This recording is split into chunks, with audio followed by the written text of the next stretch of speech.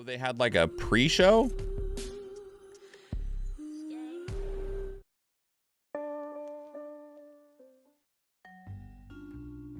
Oh, hey there. Welcome to the pre-show. We are just minutes away from kicking off this year's PC gaming show. And since I always have my finger on the digital pulse, I've developed a deep learning AI program to assist me. Check it out.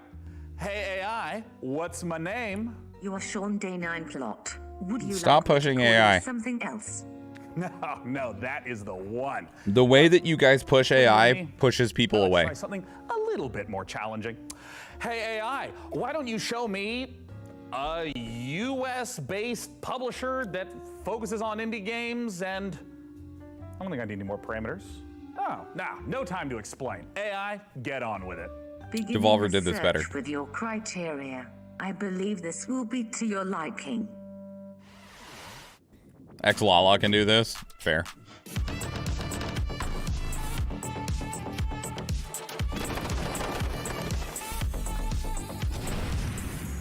Oh, it's Daragos is getting DLC? Cool. We need to play that still. Washington. Founded in 2011, Tiny Build have established themselves as one of the industry's key publishers of indie games. Their notable releases include Hello Neighbor, Speedrunners and one for people watching on the web, Kill It With Fire.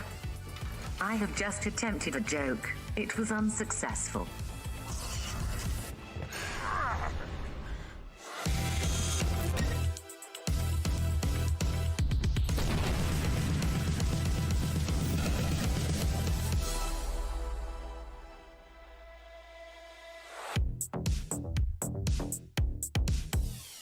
Get ready for new games.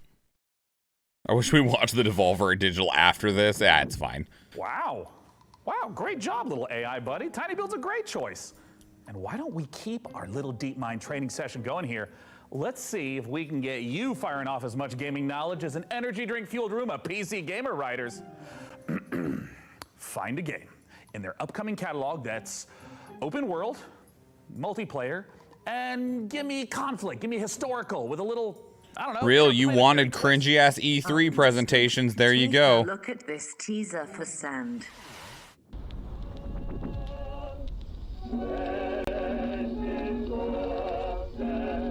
I don't think people understand how complex AI is yet. There's a huge discussion to be had around AI, how long it's been around, how it's been used already, how it's going to be used, and how generative AI can be used in a ethical manner. I didn't want this. That was supposed to be a preview for a game? Fuck you. What was your name? Schwahn? Racket-style action, and feeling faintly inadequate for being unable to grow a fantastic early 1900s mustache. In many ways, we are both in beta form, Sean. His name is Sean, I guess. I remembered correctly. Let's try a little learning exercise instead, shall we? What if I wanted to keep the sandy vista, but without the He is sitting in a green room, by the way. I don't know. The whole thing. Do you suffer from any allergies? The No chair and squeaking him like are just that? in a green corner. Then you might consider Critter Cove.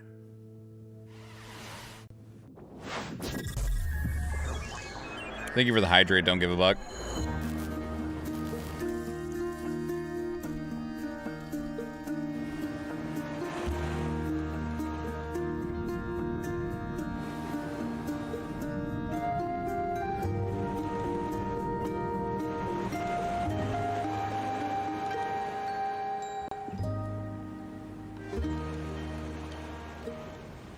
Presentation makes me hate the games before I see them. I can't disagree. Adorable. It's exactly the kind of game that would put me at risk of neglecting. That's the way I felt every single time at E3 that Ubisoft got on the stage. Their presentations were the worst, so it made me just not be interested in Ubisoft games because I'm like, guys, your guys' games suck ass because you don't know how to present them in a way that makes me not want to claw my eyes out. However, I understand that human anxieties are often soothed through simulated eradication. Would you like me to distract you from your cat-based neurosis with the thrill of virtual extermination?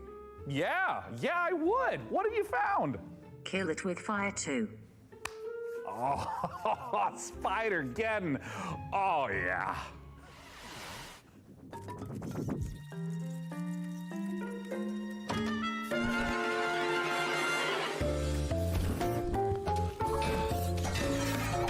game for my friend Nathan, who is terrifyingly levels of arachnophobic.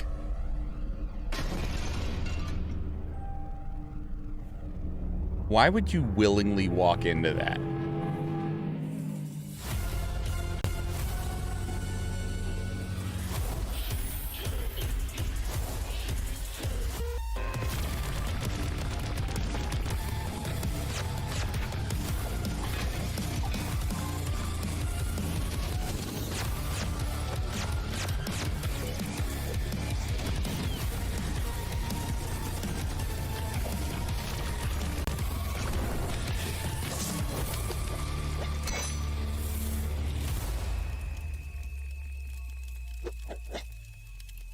I'm sad that we're watching the pre-show. I know that the live show started like 2 minutes ago, but I'm like, we should watch the pre-show, but like a great way to let off a little this steam hurts. without getting your home insurer involved. Hey, AI. Let's see Might be how you good deal co-op, with could be. I upscaling. didn't see any indication of co-op though. Kill it theme, but let's make the danger a little bigger. Would a bear be an adequate sized foe? Bigger. A monster truck. Suggesting the largest and most ferocious beings to ever walk the earth, dinosaurs. Clever girl.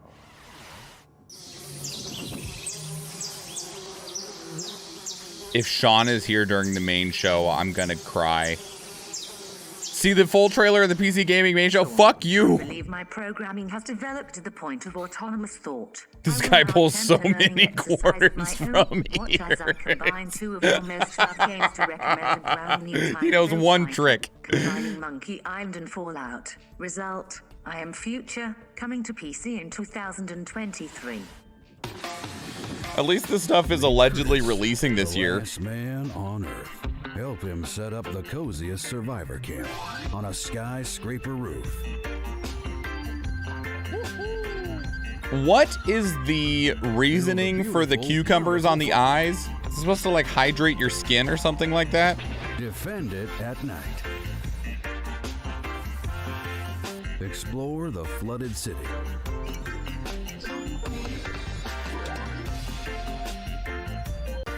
There are even cute robots to do chores for you. Let the AI take over your job. Dismantle old world gadgets for valuable resources. Catch There's some better fish ways to and showcase cook. games If releasing this sounds like a year. good time to Hopefully use the main add show is time better, and future but to if we your just need Steam to wish dunk list on now. people for the next See, 45 minutes, I'm future down. dollar. Rest in peace, Total Biscuit. Your Snarkathon will be missed Based on forever. trends in my training data, I have noticed a near universal fascination in slime, the gooey substance that brings you mammals so much joy. Were I to select another tiny build game worthy of our attention, it would be Slime 3K, a slime-centric spin-off of Despot's game. Okay, I love this one. Okay, never mind. You're forgiven, partially. Because a game where you play as a giant, cute green slime that is just killing shit, I'm totally down for that.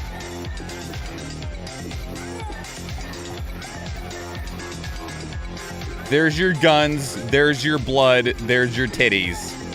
You play as one big green titty. Okay, I like that one.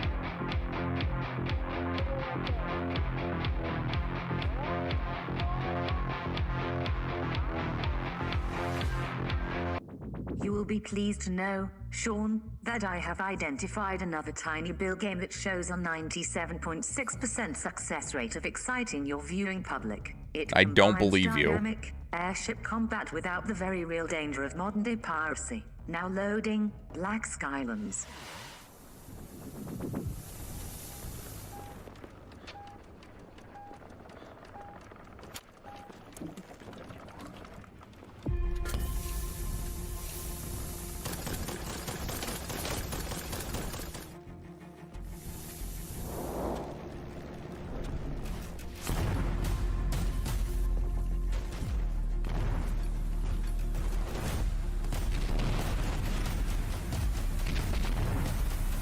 I can never remember what the name of that game is from like 1982. Where you just play as a triangle Is it called asteroids? Meteors?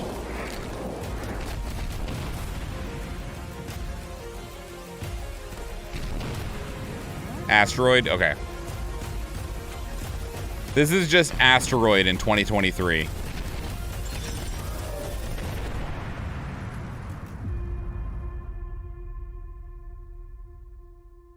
At least it's releasing. Sorry, after watching so many of these presentations, I'm so tired of seeing games not even get a release year or the release date being like, I don't know, sometime next decade. And it's like, fuck, okay. Why'd you show it to me then?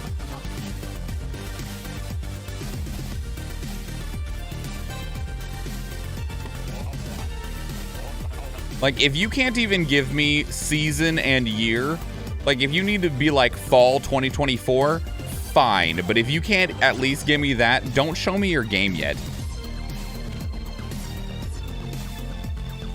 I feel like a lot of indie PC games are just 80 games, but new. Hey, you know, the market is vast.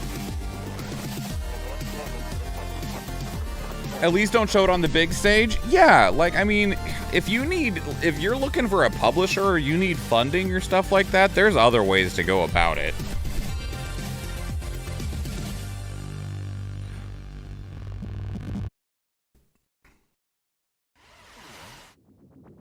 Oh yeah, Black Skylands has it all. We got open world steampunk gunslinging complete with kick-ass airships. Hey AI, I'm basically like a father figure to you. What would you do if outlaws destroyed this entire place, including me? Would you take to the skies, seeking out vengeance on those dirtbags? I would be unable to cause purposeful harm to a human being. Foiled by Asimov again. But you'd at least, like, miss me, right? I am not capable of missing you, Schwahn. In your absence, I would simply enable automatic updates. Well, no one can say I haven't created a pretty excellent AI. Software capable of seeking out and critiquing the latest games coming to PC. She didn't critique shit. Just a shame it lacks something more personal. I mean, imagine what a co-host this AI could be if it had access to every bit of information on the internet. But it had the likability, the human touch of, say, Frankie! Oh, stick around because it is not long until the show starts, and I would fuck you and your beta AI, Sean. Volvi was better. And a promising new co-host. Let's start the PC gaming show. Go away.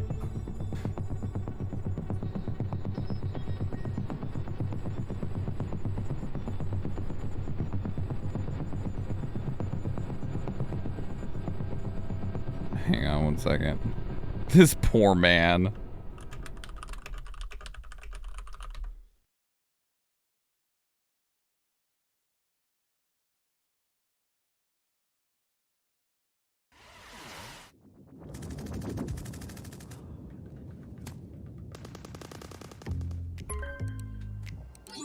Hey, Frankie! Hope I'm not interrupting anything. I mean, I was just in the middle of deathmatch. Great to hear it, Frankie. Listen, I've been thinking about the PC Gaming Show 2023, and I kind of want to make a few updates. Sure, I mean, it's already packed with world exclusives, in-depth interviews with the biggest studios, crazy good giveaways. What more can we add? Well, look, I don't want to get into the, detail work, the minutia, the Bruh, clean all the cat fur off your fucking microphone. True innovation. No, Frankie, what I've realized is that I can't do this show without you. Oh, sure. Or at least a version of you. Huh? Oh, blah, blah, blah. Listen to me yapping on when there's so much to do. I mean, we got things to plan, code to write. Oh, listen, also, I brought in some new assistants, to help really bring the show to life. And it would be so great if they could just stop by your place in little old London town, to just get the ball rolling. Does that sound good?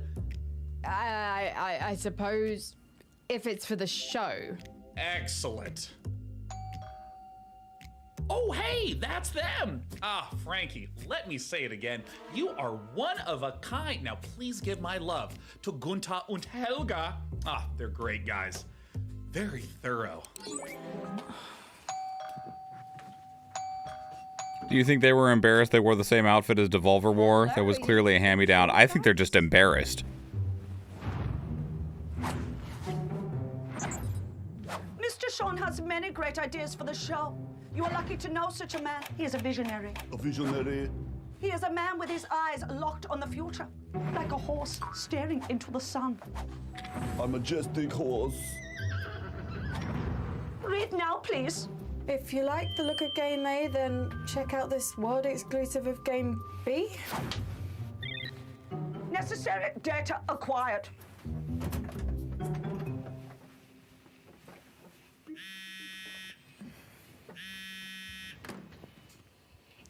Dear Frankie, thank you for your unwavering service to the PC Gaming Show. Your services will not be required this year as we pivot towards the future. No hard feelings, Sean, Day 9 plot, AI visionary, and all-round good guy. Son of a...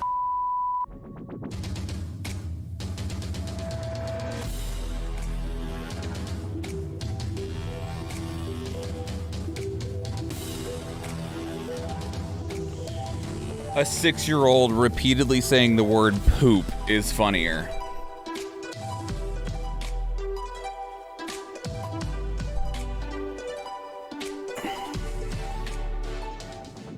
Hello there, everyone, and welcome to the PC Gaming Show 2023.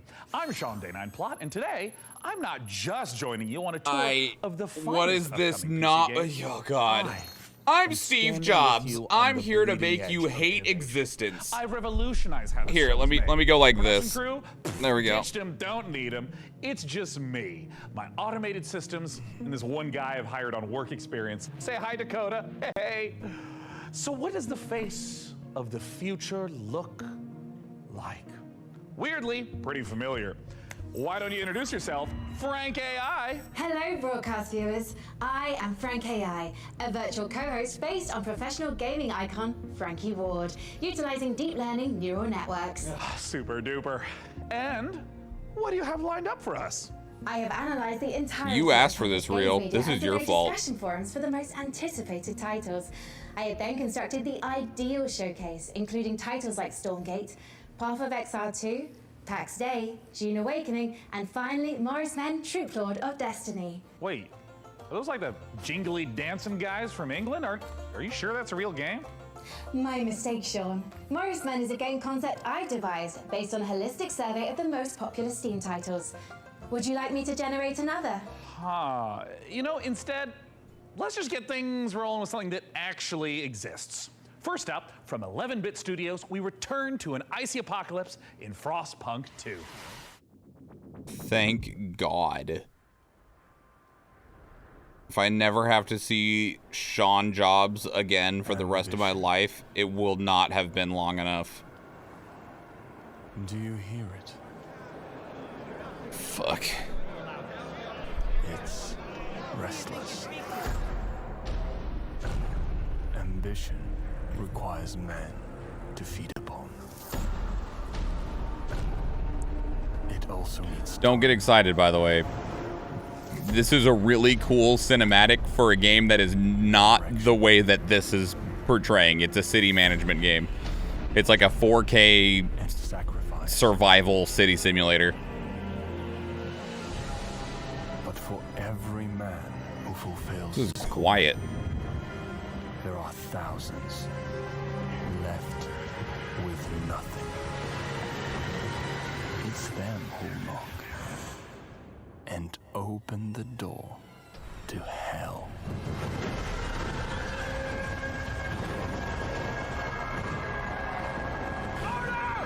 Like, Frostpunk's a good game, and Frostpunk 2 I'm sure will also be a good game, but this is not conveying the game very well at all. 2024, I don't care then. You need to give me a season or a month, please.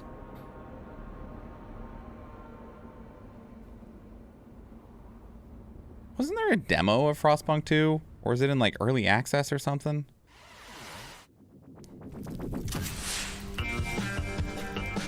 Hello again, Teardown.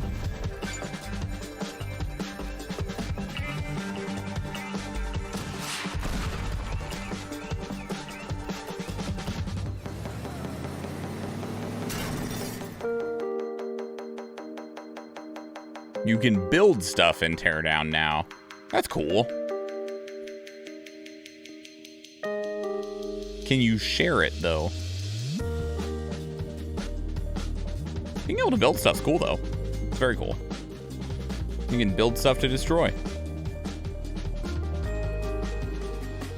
Can copy items. Can you build a platypus ship? Probably.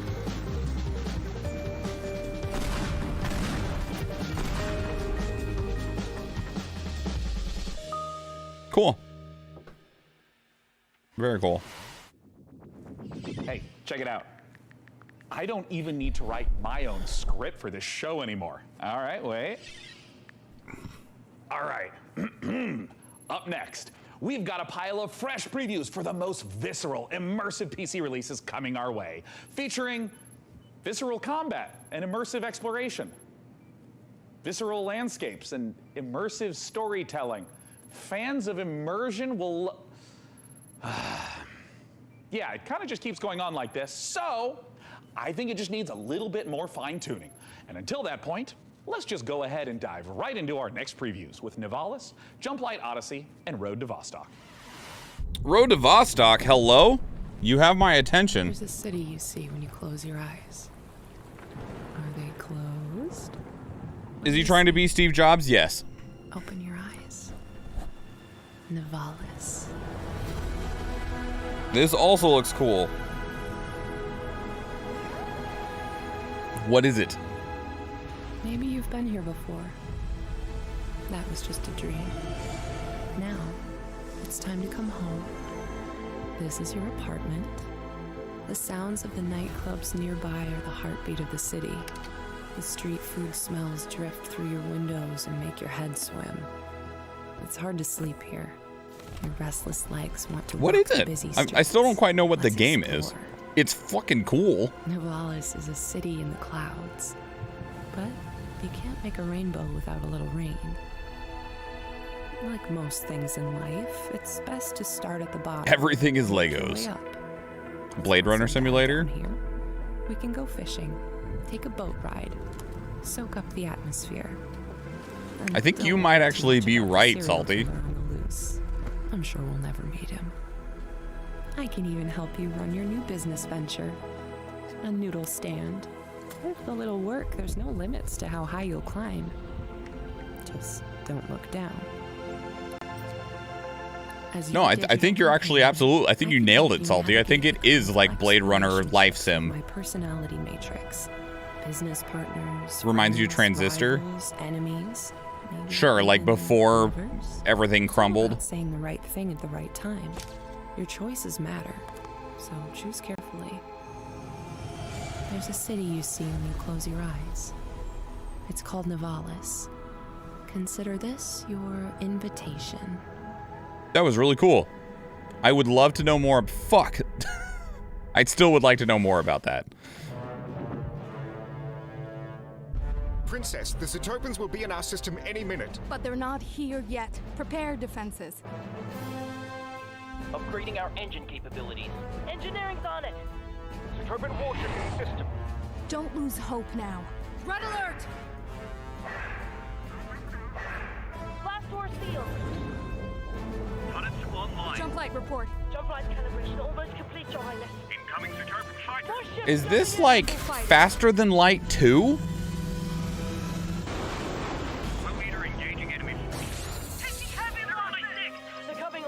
Combat division, handle those borders. ETA on jump. I don't know what that team's been working on since they did Into the Breach. Not today, Voltan. Jump Light Odyssey. Huh, okay.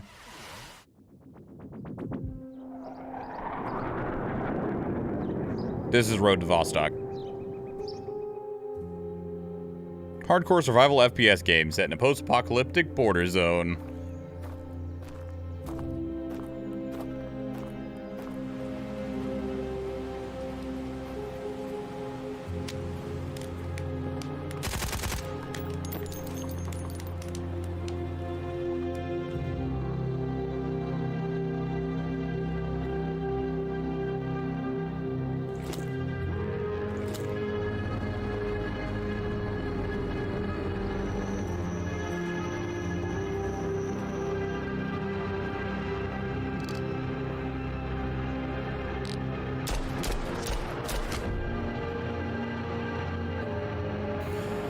Is this online like Tarkov? It's being made by one guy.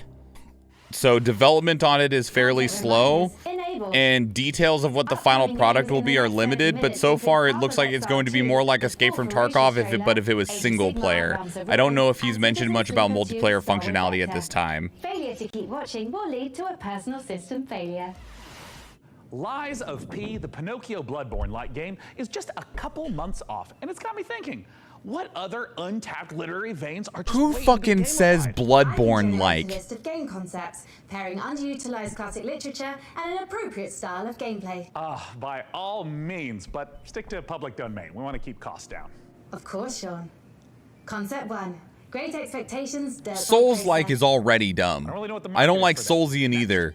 The games need a better genre definition, but those are at least like marginally acceptable. Bloodborne-like is stupid as shit. Oliver Twist. Please, sir, may I have some more? It's artful, but a little problematic. I mean, why don't you just throw something together like a Metroidvania based on the Christmas Carol? I'm afraid you're too late, Schwahn, but perhaps you'd be interested in Ebenezer and the Invisible World. Are you kidding? Is she kidding? She's not kidding.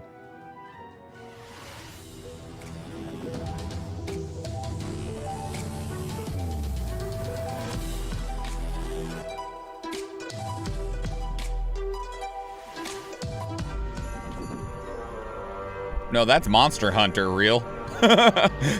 Most of the animations in Soulsian games are able to be interrupted, at least with like the dodge action.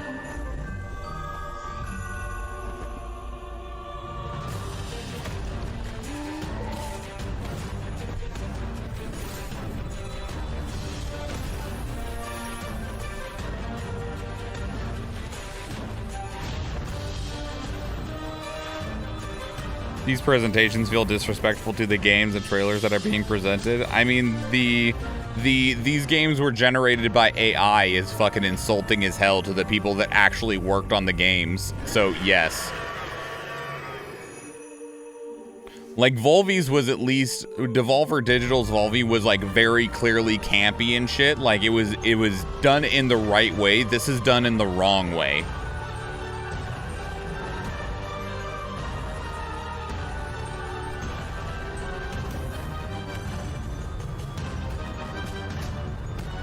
I have no desire to play the Metroidvania that you play as Ebenezer Scrooge.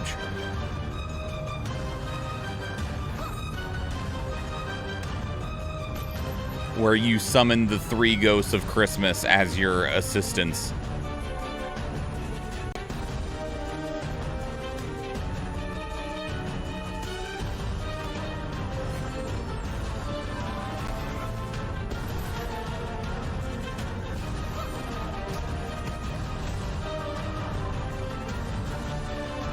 And your scarf is your weapon.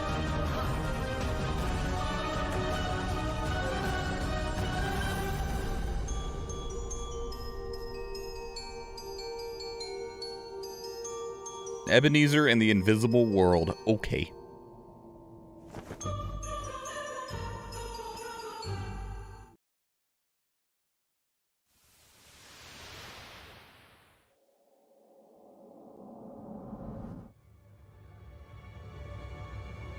Is this that For Honor clone that we saw at the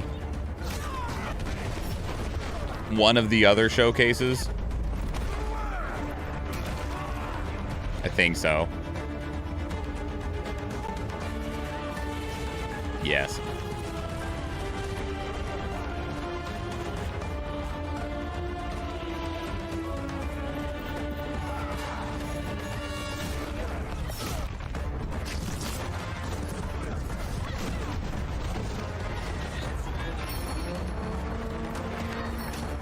It looks all right, but the problem is I feel like the market for this game is extremely limited. Like, even For Honor struggled at times, and it's one of the most successful ones of these that there has been.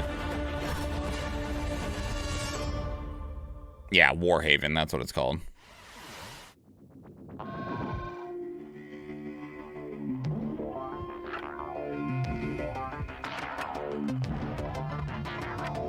I like RTS games.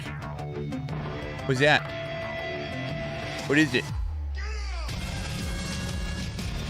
Well, that just straight up looks like old school Command and Conquer. It's not, like, it definitely is not, but it's designed to look as much like it as possible.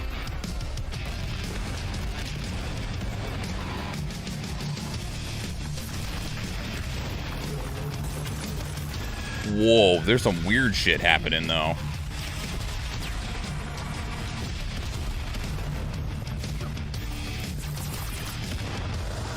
If this has a campaign mode, I will play this. If this has a single player campaign, I will give you money and I will play it. D.O.R.F? That's a terrible name, but you know what? Whatever. D.O.R.F looks phenomenal. Hey, Frank AI, as a mind birth from like everything ever written about video games, I'm sure you've got an interesting take on it. What are your thoughts? Schwahn, D.O.R.F isn't just about strategic balance of resource scarcity in military industry.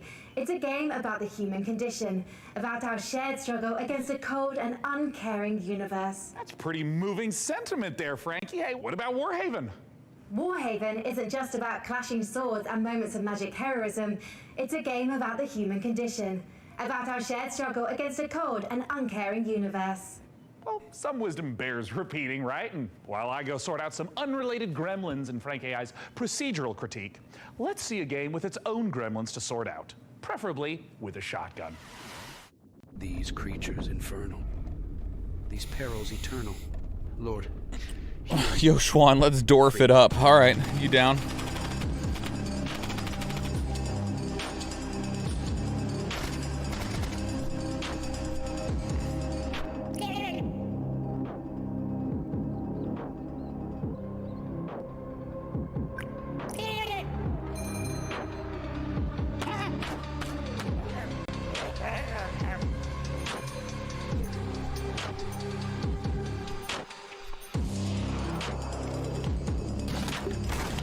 This is if Escape from Tarkov was a Flash game on Newgrounds or Congregate.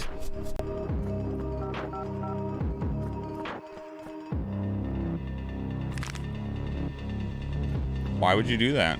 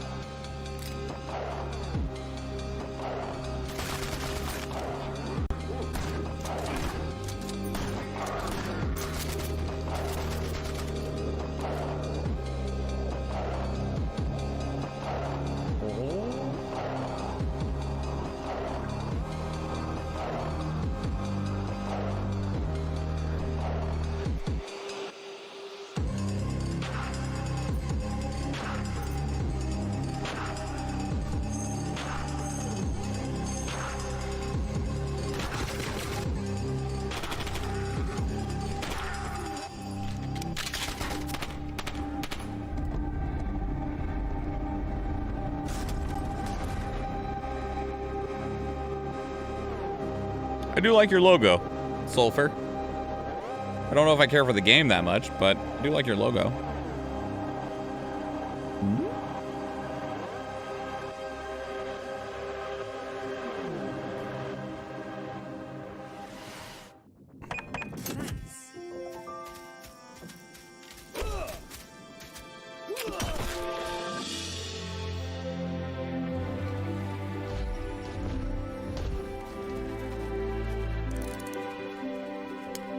Sail Blazers? Together, we'll make it the best shop the island's ever seen. So this is just a different form of Moonlighter. Nice work. Okay. Keep this up and you'll be running your own shop. Maybe your own district. Survival shopkeeping. Yeah, Moonlighter. Welcome to Karzai Village. It is Moonlighter as a 3D action game instead of a 2D sprite-based action game. You will regret working for the Outlaws. With lots of co-op.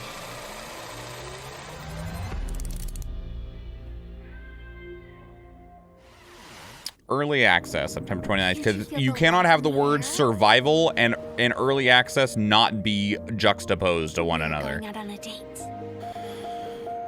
Told her to calm down. I freaking told her. What are you gonna do? Breaking Oh, news. this is Mysterious Eternites. infection continues to spread across the globe. What is going on? I mean, the infected, the wall. The song was about At least I think that's what this is. your smile. I actually did want to hear more about this because this game actually looks pretty sick. Anything we can do? We just saw a broadcaster get eaten. I have to go. No, defeating him now might make the wall fall on top of us. But I can teach you a couple of things too, you know. We're all going to die. Wait for me. Goodbye. That guy was missing an arm. Wake up. There's where he lost his arm. I love you. September what? 2023, bitch. I do want to play that.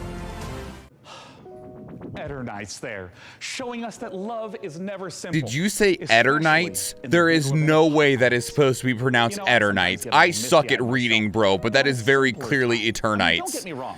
I love Eternal Nights. Eternites. Eternites. Fuck you, Sean. I hate A you. little lonely in the Matrix, but all I'm saying is the olden days had an appeal. Medieval times when we were plowing our own fields and treating everything with leeches, not buying 8 pictures with weird electric money.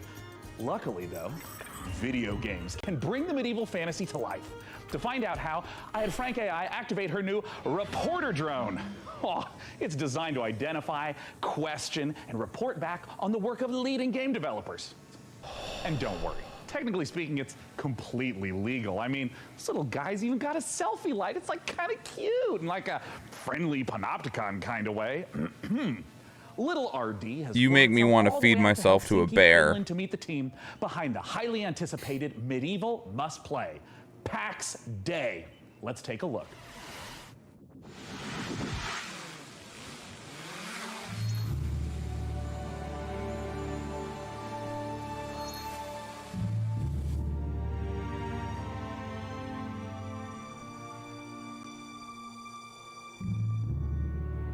I think I would rather try to suplex a moose than listen to Sean talk one more time.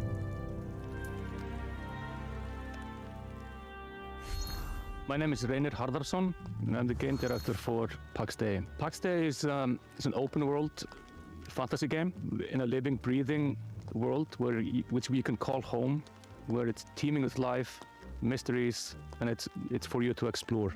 Imagine yourself if you are living in 12th or 13th century Europe. It's a very different Alpha reality. build? It's where knowledge has been lost and is getting rediscovered. It's where magic truly exists. Alpha build and you're flying around with a free cam. This is kind of the inspiration we take to build. It's basically going back to the roots of what fantasy means and building a fantasy world based on real-world mythologies. And so we go very much into the roots. So we're using a lot of medieval literature and medieval bestiaries and grimoires, using real-world magic, actual recipes for healing and ointments, and using the real-world magical properties of plants.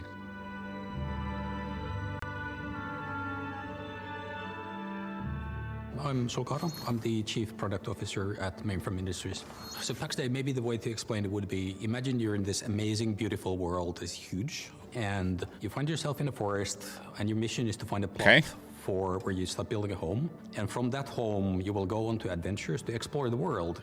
So with the lore, we have wanted to create something that is fairly deep and rich and grounded in reality, but something that is actually not a direct copy of any of the history. So there's multiple types of ruins, there's the dungeons, and you will be able to find This game is nowhere close. Lore from the eras when these were created. Nowhere close. And part of the lore and mystery is also part of in the gameplay itself. So you will be able to find and examine things, and actually then find snippets that help you find other places and make items in the game itself. And the area of the game that you will be able to play when the game launches is, we're calling it Gallia, and it's very similar to the areas of the world in southern France. The area of the game that you will be able to play when the game launches. So what we're building is, we're calling it the social sandbox. We're putting the least amount of barriers to entry on how you can actually interact with other players. Where most MMOs actually put a lot of blocks in how you can cooperate with the other players, and we're fundamentally different. So from the first minute when you start playing the game, you will be able to do everything you imagine with the other players. So you can trade, other people can actually help you. You can literally go into a dungeon raid from the very beginning of you starting the journey in the game, should you find people who actually help you to do that. What we want to create an environment that actually really incentivizes people to play the game the way they like. Sounds like you're kind of MMO. They're showing so little of it, though, is the problem. He's talking about going on dungeon raids. We haven't even seen him attack a creature. The call that you're helping to produce actually is valuable for the guild. We've seen a walk animation. To just go to dungeons. He's got a sword out. The call production, but these barriers will still depend on each other. Where there's valuables to bring from the dungeon, there's valuables to bring from the forest, and even the PvP players, they will be able to produce. And just a lot of really cinematic free cam shots. But they will depend on the other players as well.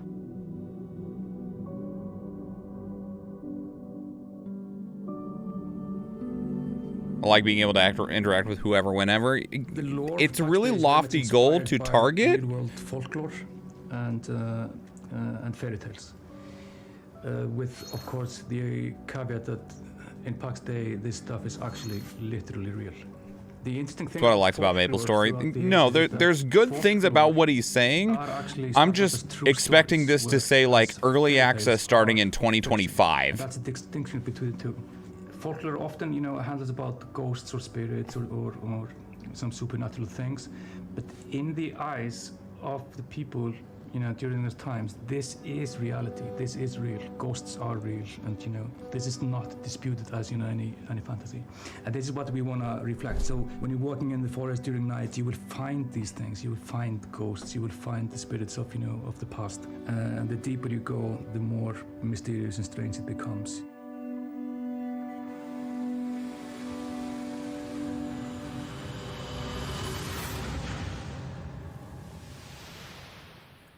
Not even a year. Nothing. Just, hey, put this on your wish list. Existential anxiety with my presence, it might help to try reframing those stresses in a positive light. Think of me, perhaps, as a blue shell from your favorite kart racer. I might be wielded to ruthlessly destroy hard-earned positions, but we can still have fun. Maybe there's a lizard driving a little car. Isn't that nice? Let's celebrate the same spirit of kart racing treachery as our next preview brings Mario Kart Mayhem to PC. Here's Stampede Racing Royale. Are you allowed to say that? Are you allowed to say Mario Kart? As it brings Mario Kart Mayhem to PC, are you allowed to say that? This show's about to go down. It's just gonna say disconnected and Nintendo is going to be on the screen.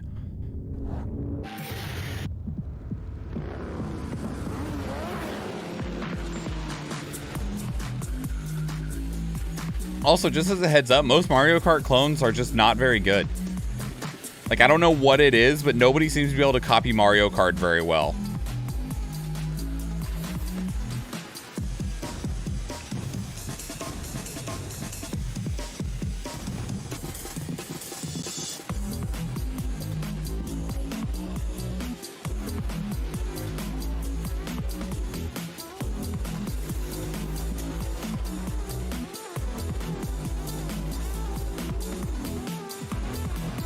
This looks really good. Are you fucking with me? The cinematic did. Okay.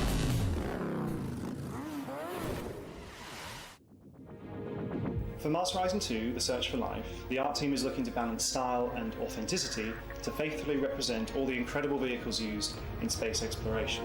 Players will see familiar rocket launches and a host of historical missions, past, present, and future. The design team have consulted with my coffee is about as cold as this show is. The gameplay reflects how it feels to be on the front line of exciting interplanetary discoveries. Go to MarsHorizon2.com to sign up to our mailing list to be the first to play the game. We have an alpha on the horizon. Frank, I cannot tell you how excited I am to see Path of Exile 2 in action. Being something of a Path of Exile veteran myself. That's debatable, Schwahn. What? Your Path of Exile playtime falls well below the community average. But the time isn't what matters in that game. I'm also analysing your chosen character builds in recent leagues and... No, my build wasn't meant to be a they're fun producing build. some troubling DPS simulation. Fascinating. Fascinating, Frankie. But let's not keep the good people waiting. Let's roll the tape for Path of Exile 2, please. I was talking to a friend about Path of Exile 2, and it is disappointing. Disgusting. Like, it's really cool looking, and it's got a really good visual update from Path of Exile, but you can play... When you get Path of Exile 2, you can play all of Path of Exile 1 if you want to, just in the Path of Exile 2, like, engine. It doesn't actually innovate or update the game. It's more like a really pretty expansion pass, which is fine conceptually, but I don't feel like you should call that 2. Stench. It's getting worse.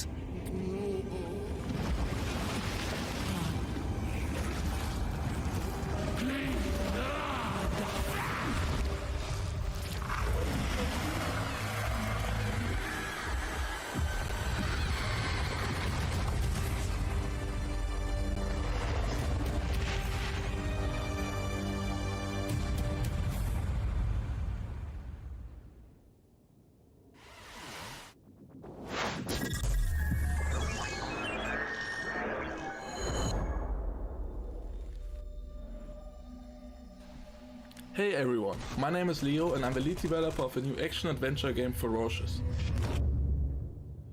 I began working on Ferocious a few years ago with the idea of creating a first-person shooter in a timeless Lost World type of setting, combining over-the-top action with exploration and a sense of wonder.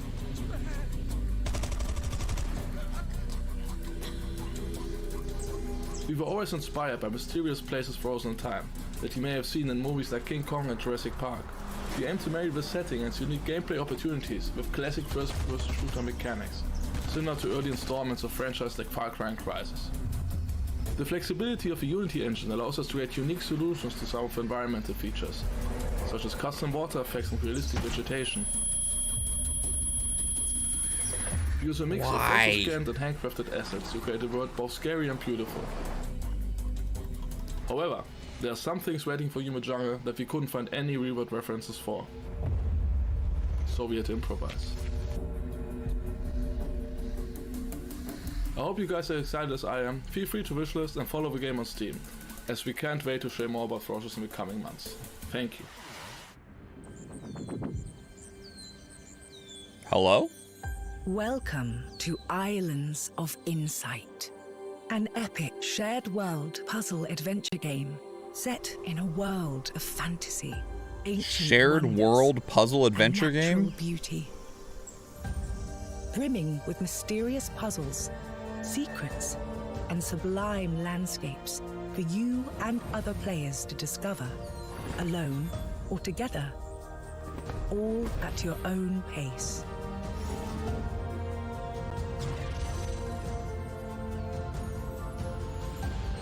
It's a sandbox puzzle game? Off on a journey of knowledge. I mean, okay, Explore sure. every corner of this rich landscape and solve every puzzle you find. Savor the achievement of every solution as the world around you unlocks, revealing new challenges to face, new areas to explore. I've heard and worse fantastic ideas. rewards to collect. In Islands of Insight, a beautiful realm of tranquility and adventure awaits you. Sounds like half a Zelda game.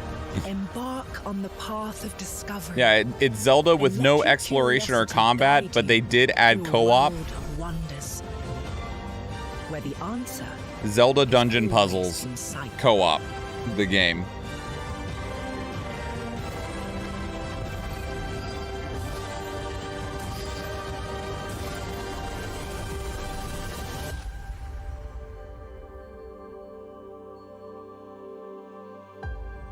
Sure.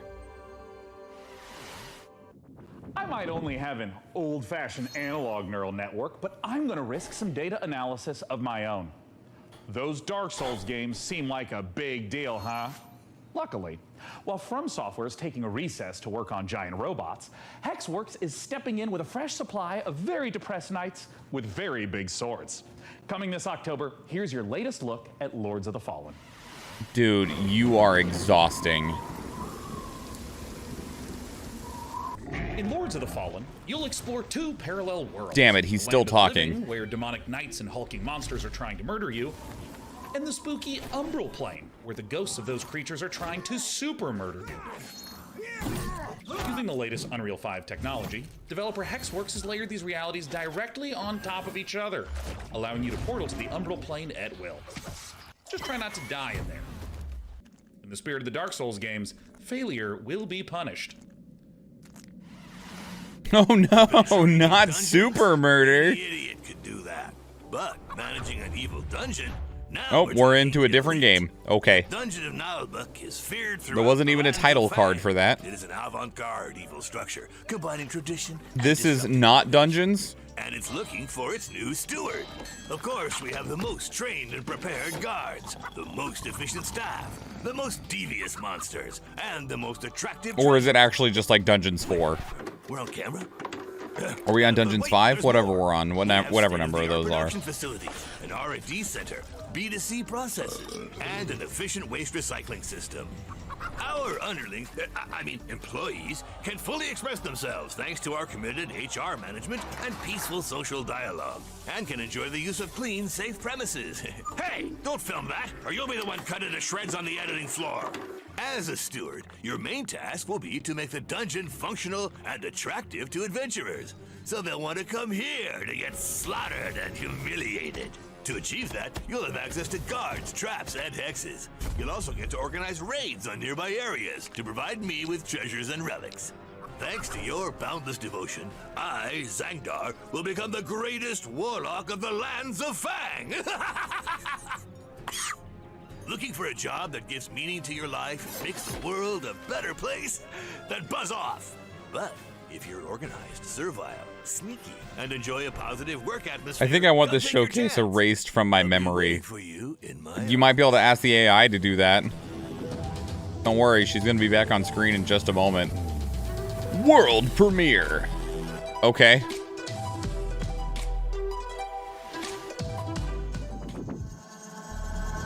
Pablo? あなたのことはしっかりと見てるわよ、探偵さん。何せあなたにはこの世界を変えてしまうような特別な力があるのだから。私に協力しなさい。あなたの才は貴重よ。短い人生でも使わない手はないでしょう。時は刻一刻と過ぎていくわ。Mariachi Legends? 賢明な決断を期待してるわよ。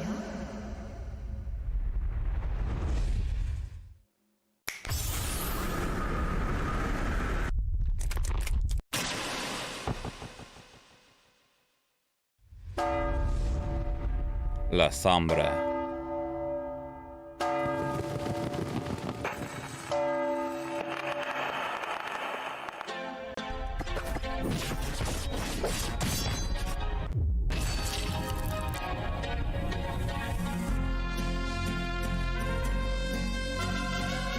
I'm sold. Halberd Studios, day one. I'm buying it. That's the people that made 9 Years of Shadows. I'm sold. No wonder it looks good. 100%. I will buy that day one. I'll pre-order it. I'll back them on Kickstarter. Whatever they need. Why does it look so cool? Because 9 Years of Shadows is probably one of the best Metroidvania games I've ever played in my entire life. And I say that as somebody who doesn't normally like Metroidvania games. I'll provide assistance. Notification. Day 9 has been updated to day 10. What? You just can't replace me? Like, roll the system update back. I don't want whatever this is. I'm sorry, Schwahn, but support has been discontinued for older versions. What? What's up, Day 9? I'm Day 10, the latest software version of popular gaming host Day 9. And all of the wind has been taken out of my sails. Hello, I am Frank AI. What's up, Frank AI? I'm Day 10. So, the latest software version. I am Frank I suspect they're going to be at this for a while, so let's just go ahead and fire up a trailer for a strategy game. Age of Sigmar, Realms of Ruin. Get me the fuck out of here. Do some strategizing of my own. Dakota, start unplugging things. I'll just tell you when to stop. Just pull it. Hello, I am Frank AI.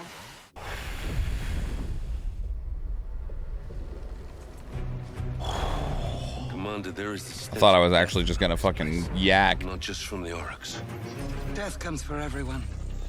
Eventually. Except us.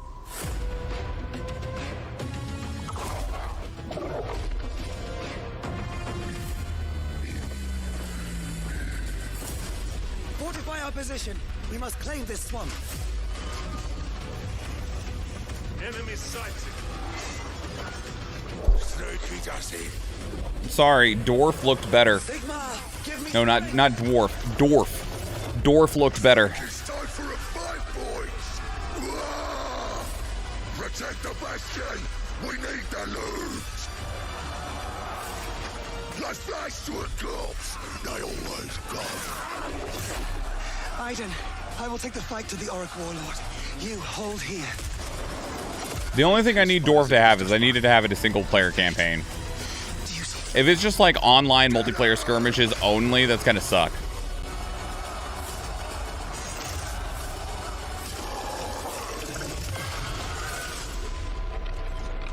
Yeah, that's fine.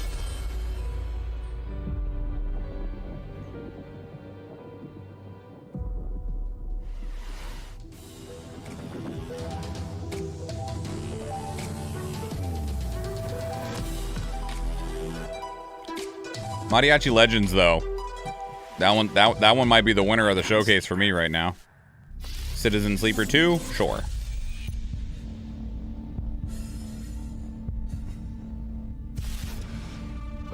No, get out! They haven't finished it!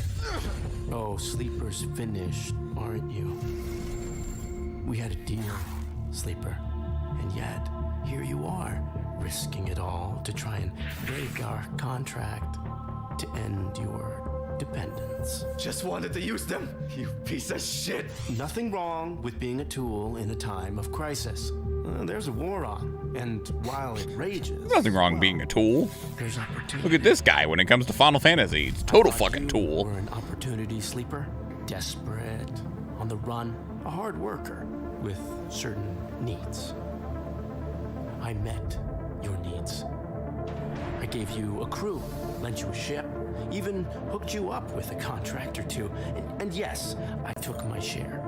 But that only seems fair. I invested in you. But then, you went and did this. And now, you don't need this.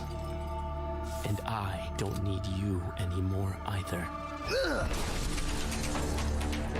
Sleeper, go! Now! To the ship!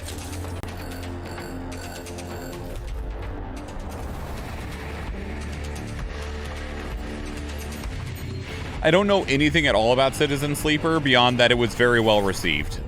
That's it. That's all I know. Apparently it was good.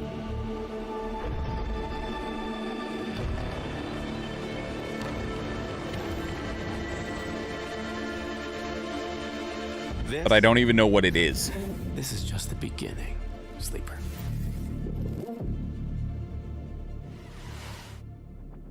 I have found no official case of death by FOMO anywhere on the internet.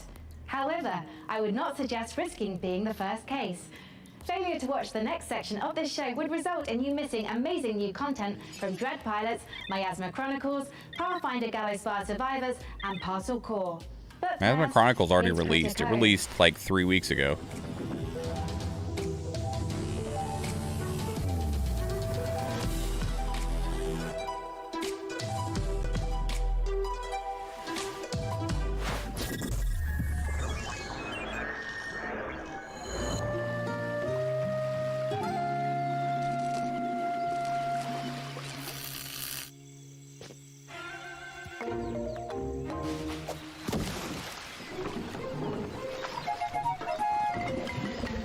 Didn't we already see this?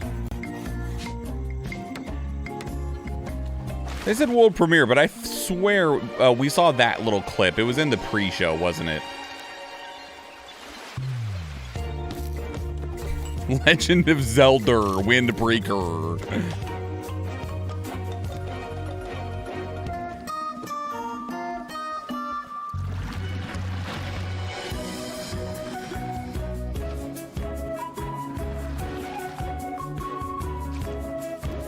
No, it's like Legend of Animal Wind Crossing.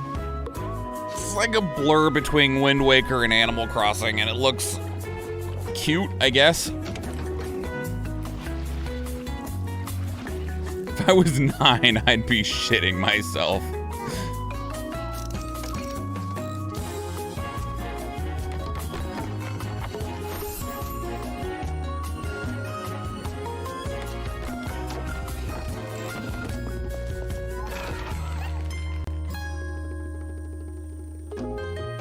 Of course, you were probably like 9 when Ocarina of Time / Majora's Mask was coming out.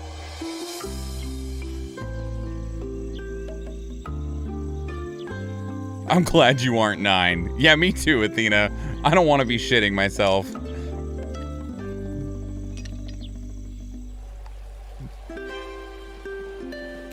It's bad enough shitting yourself at 27, let alone at 9.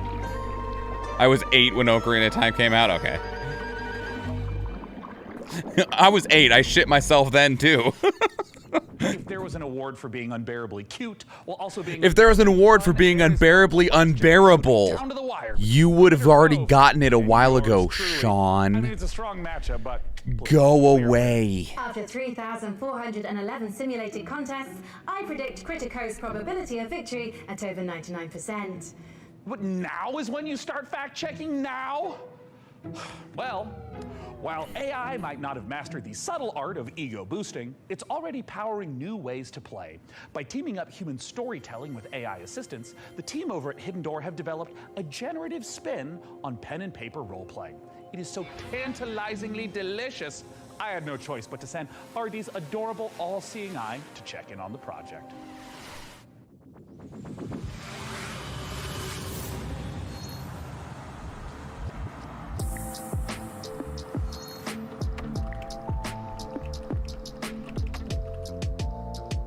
Okay, this actually looks like a good opportunity for me to step away for just a moment. I need to go to the bathroom, something mad. I will be right back. Hidden Door is a role-playing game where you and your friends come together. You can play in any world you choose. You create your characters, and then together you decide what kind of story you're gonna have. So the idea would be you've just read a book, you can't get it out of your head. Now you can go and play your own story adventure in the world of that book that you're directing within the rules and the canon that the author has set and confirmed with a generative AI narrator. The way it works is that you come in, you choose the world you want to play in. Right now we have the Wizard of Oz, many more exciting worlds to come. You create your character, you decide the kind of adventure you're gonna have by playing out of your deck of story cards, and then the system creates a unique story adventure for you. And then you can do anything you want. It takes a lot of the joys of playing a tabletop role-playing game and brings them into a digital format. And as you play, you see a graphic novel come together dynamically based on what you choose to do and how the world and the story reacts to you. It's like an improv show where even though you might play the same cards, you get a different, unique story every time. So you throw words in, it comes up with suggested things you might do, you pick something, and then it reacts to you. And then along with our AI narrator who plays the role of, say, the game master, you can go on any adventure you want and you can do anything. And the system and the story will continue based on your choices. At Hidden Door, we are working with authors and folks who make some really exciting TV shows and other media to bring those worlds into the platform. And the system supports anything fictional. So it does do science fiction, it does do fantasy, it does, period romance, which you can think of as more relationship-based gameplay, in addition to sort of your standard action-based gameplay or sort of dungeon crawl-based storytelling. While there may be a million Star Wars games in the world, if you are playing one on Hidden Door, because of our AI narrator and the story engine, the choices you make matter. So when you decide that you want to become, say, the governor of Tatooine, you can do that. And the world changes around you and your character. You are able to meaningfully alter the plot of the entire world in a way that was never pre-written or pre-scripted. There's no limit to the number of characters you might encounter, the locations, or the stories you can tell in Hidden Door. Today you can play Hidden Door anywhere you can access the web. I also went ahead and grabbed a bowl of food because if I don't eat, I think this showcase might actually kill me. Like, actually.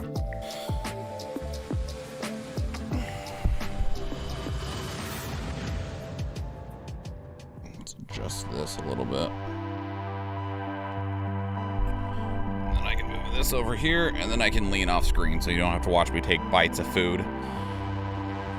But I actually have somewhere I gotta be as soon as this is over. You know, a hole in the ground is where I gotta be.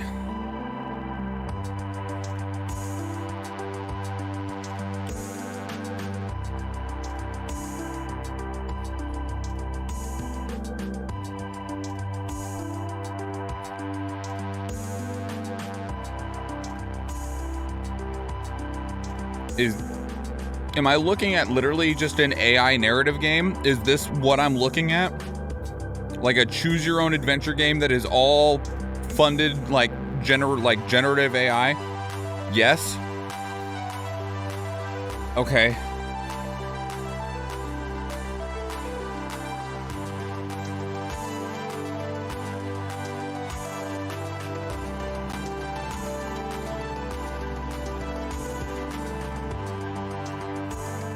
And IP theft? Okay.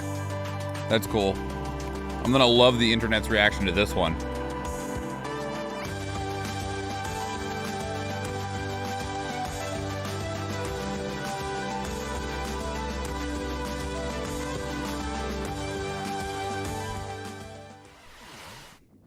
It looks I like the not D.O.R.F Journey took out character. One hell of a winning combination, am I right, Frank AI? It certainly seems so, Schwahn.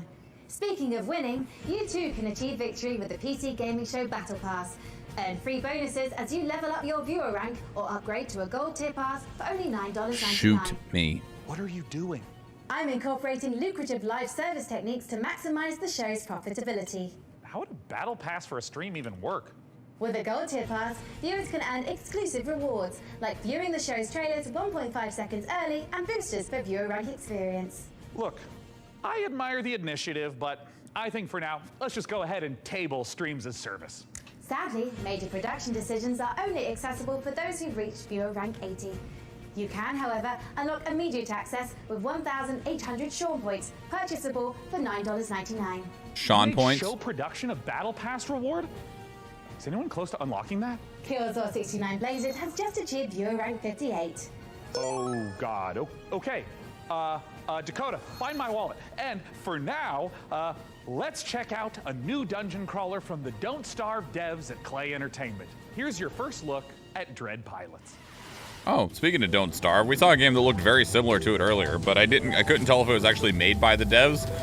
This is apparently actually what the Don't Starve people have been working on.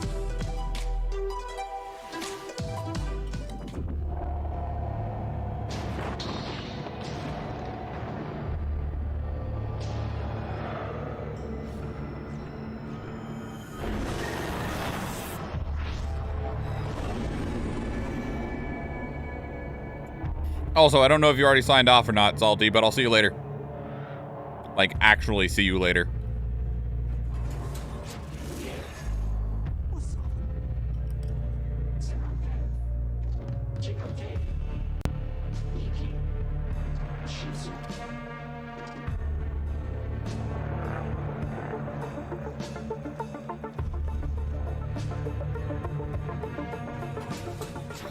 I don't remember what it's called, but there was a game that I played all the time on the original Nintendo that this reminds me a lot of. It was hard as hell.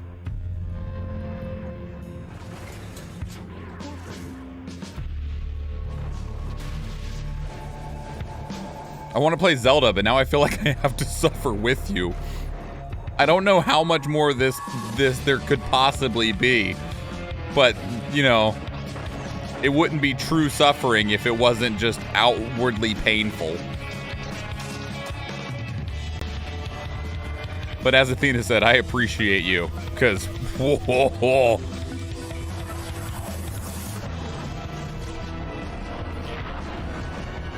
There's been a couple of good things. Athena, I don't know if you were here yet. The company Halberd Studios that made 9 Years of Shadows, they announced their next game today. It was a world premiere. It's called Mariachi Legends, and you play as La Sombra working under the Lady of Death, going through, I'm presuming, Mexican myths and folks and stuff, folk tales and stuff like that. It looks awesome, and I'm stoked as hell, and I can't wait to play it. And it's spreading across America, twisting this once great nation. This game released, Miasma Chronicles, this released May 23rd, I think. This game is already out. I guess they're just trying to get an extra advertisement for it.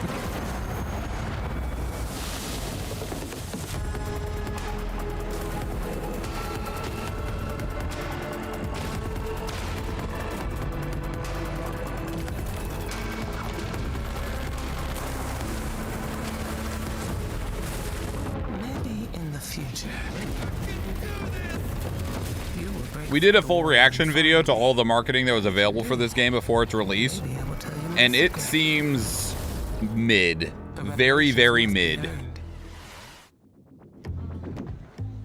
Don't starve yourself with excitement for Dread pilots, or you might leave a miasma worthy of a chronicle. Hey, that's pretty good. That's good stuff. Thank you, Text Generation. Coming up, secret facilities, bioweapons development, zombie experimentation. It's all under the corporate umbrella in this management sim. And you are the Undead CEO. Inc. Is that from the people that made Plague Inc? That's just good business sense. Let's take a look at Undead Inc.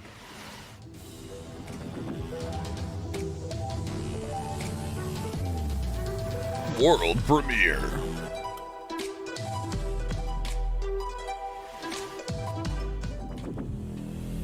And now, it's with great pleasure I introduce one of Enswell Medical's biggest success stories, Director Coleman. Thank you, and welcome to all of you who are starting your own franchises. Today I'm here to talk about building a thriving business. My apologies. There has been a development that requires my immediate attention.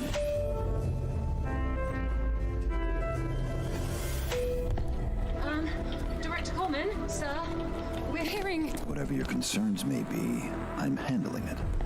Now, tend to your patients. Structural integrity and power all hanging in there, sir. Extent of the outbreak unknown. Next move, Director. Tell your men ETA 5 minutes.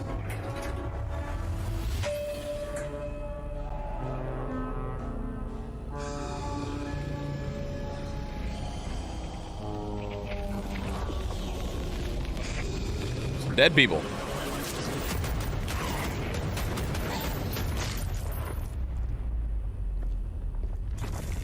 Wait, don't shoot. Director Coleman.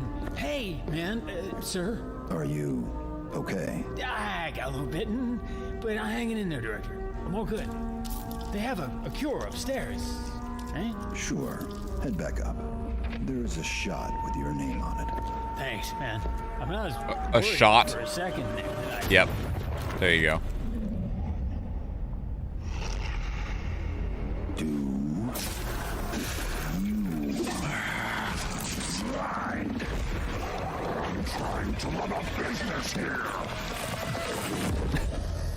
What's the game, dog? Get the marketing team and those rookies back on the line in 10. Oh, and an espresso. Yes, sir. God damn it, show me the fucking video game. Something from my head.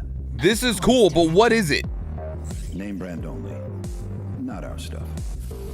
Quality control issues downstairs. Fuck you.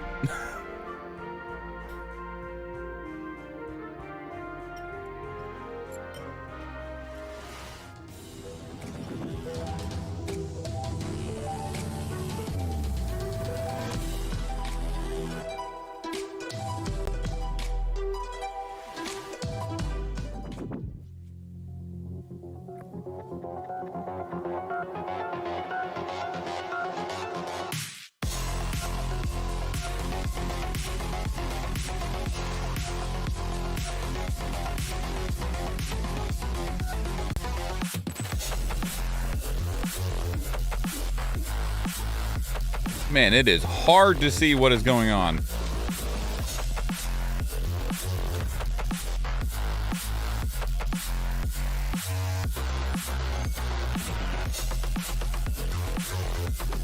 Like, it's a really cool art direction, but I'm having trouble seeing the character because they blend so much into the background.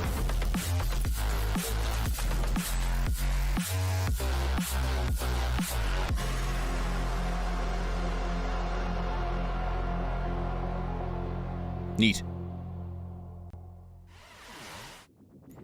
Okay, hey, look.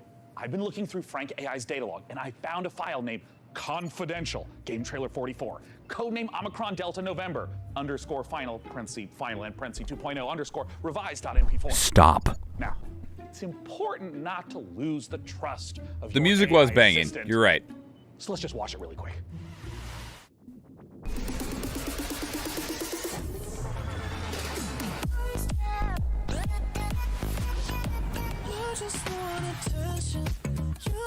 Well, there goes my copyright. Damn. Invector are cool games, though.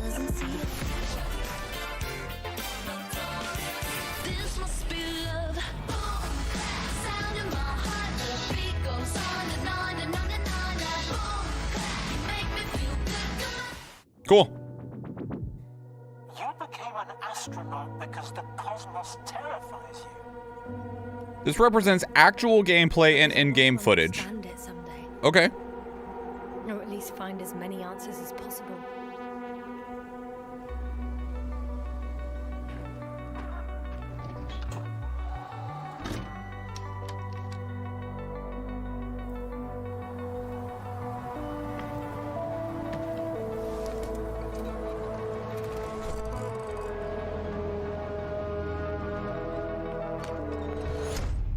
Astrogator, we shouldn't behave here as if we were at home. For a long time now, the cosmos has belonged to the one strongest. This looks cool. Yeah, kind of like a puzzle survival, puzzle exploration game. I haven't seen anything that really feels survival-y, which is perfectly fine. Here before.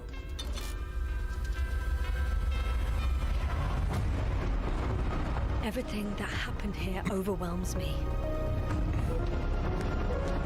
Not every mission ends in success, Doctor. We have to save what we can. Save you. What is there to understand?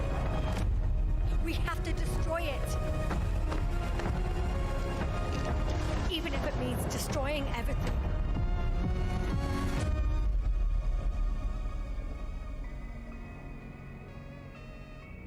Not everything everywhere is for us. Is that the name of the game? No, it's just called The Invincible. That was kind of cool. I liked that one. Coming this year. Coming up, we'll see a theme park builder that's only days away.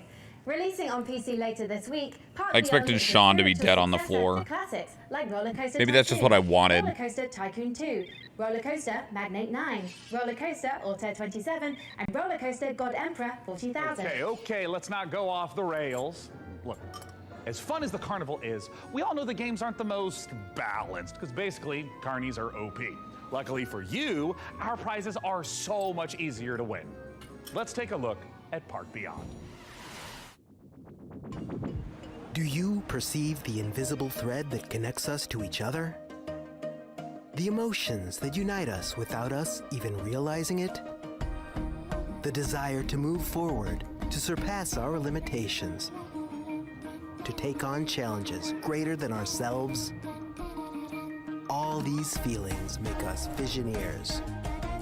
Visioneers are architects who are dedicated to making their childhood dreams a reality, empowered to achieve the impossible. It's not my dreams or my reality unless I can create a roller coaster that yeets people into the neighboring theme park. Adventure and new challenges. Indelible moments of amazement and laughter with those we love. Become a Visioneer. Go beyond the fun.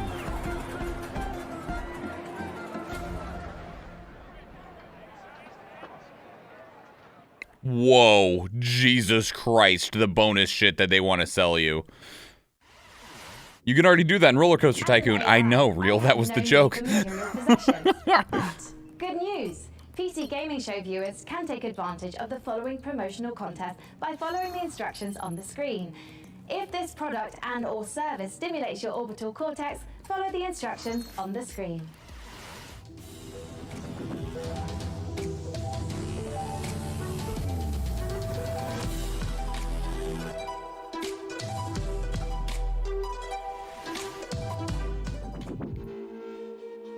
Paizo?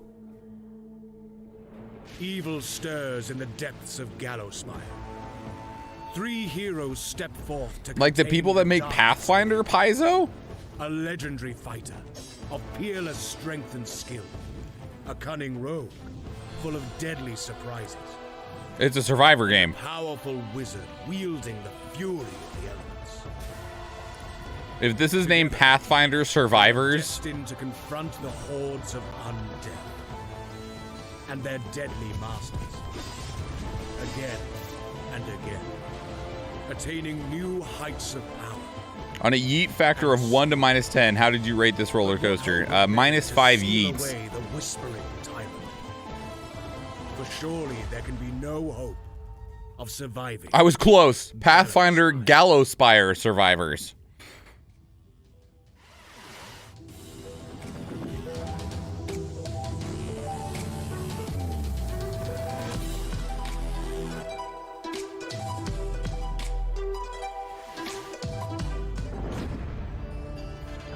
An all-new fighting game saga, Diesel Legacy: The Brazen Age. What? Join the open beta, now on Steam. 2 versus 2 action. It's PvP Double Dragon? Down, but not out. Local and online multiplayer. Real match, worldwide rollback netplay.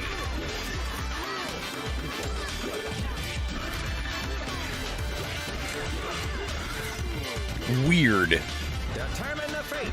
I'm not opposed to it, but that is strange.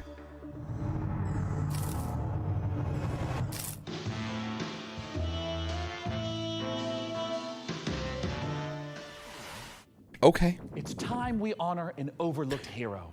It's time you shut up. Delivery cyclist, powering the gig economy with their aching calves. Now, you might ask, hey Schwahn, are you just feeling a little guilty because you gave your credit card details to the AI assistant and now someone has to deliver the 57 parcels you ordered before you noticed? In short, yes. But if this next exclusive is anything to go by, we'll all be saluting the delivery workers of this fine nation, gosh dang it. Let's take a look at Parcel Core.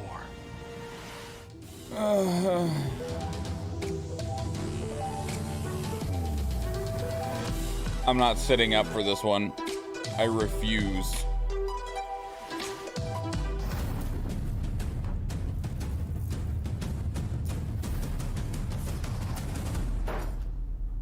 Hello, Inquisitive here. My name is Will Barr. I'm so glad I didn't sit up for this one. You see, when you're shilling on behalf of an obscure video game developer like Billy Goat Entertainment, you have a finite amount of time to explain why discerning intellectual players, such as yourself, should be excited about being thrust into the exciting, high-octane world of Parcel Core. That's right, escape the mundanity of daily life and slip into the spandex of one of our many colorful bicycle messengers. Embrace the gig economy and forget the security, stable salary, and basic workplace rights less cool jobs offer as you race through town, weaving through alleys, defying gravity as you ride up walls, leap from rooftops, startle pigeons. Well, it's kind of like a career in video game development, except without all the cool traversal stuff. So yeah, really just the exploitation. But I digress. Sign a casual work agreement with one of 3 rival courier corporations, all vying to become the most profitable business in town. But be warned, a maniacal scheme is afoot that threatens more than just the business model our protagonists operate under. So it's up to you, bicycle courier, to deliver this foot-long grilled chicken, cheese, and chorizo melt and save the world. You know, I often talk about how it's great that video game development is so accessible now and that you got these small indie teams just making whatever they want, but maybe I take that back. Maybe it's not good that anyone can make a video game now. Hi everyone, I'm Max from Greyhill Games, a two-man studio based in Sweden, working on the game Fable, currently available in early access.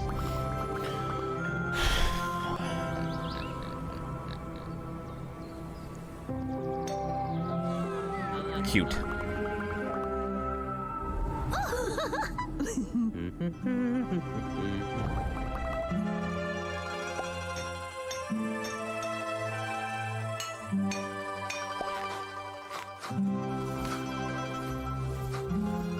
I would actually buy Parcel Core if Bomb Rush Cyberpunk didn't have a release date. That's the spiritual successor to Jet Set Radio, right? It's made by some of the original people. Fabledom. Fabledom looks cute.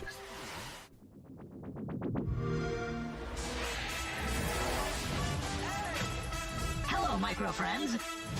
Game Pass has games. I would fucking hope so.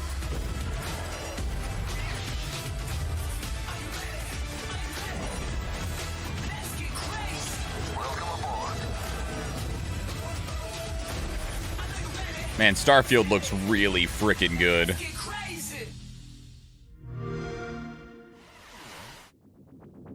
Oh, don't mind Schwahn. He's just entering our PC Game Pass giveaway. We've got a bunch of 1-month subscriptions for new members to try the service. To get a chance of procuring one, visit the URL on screen now. I'm fine. You have had my money for quite some time.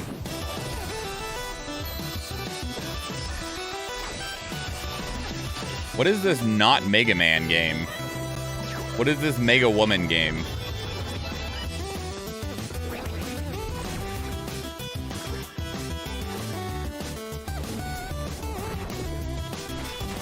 Wow, that is so blatant. Whoa, man. 30XX has been in early release for a while. Okay.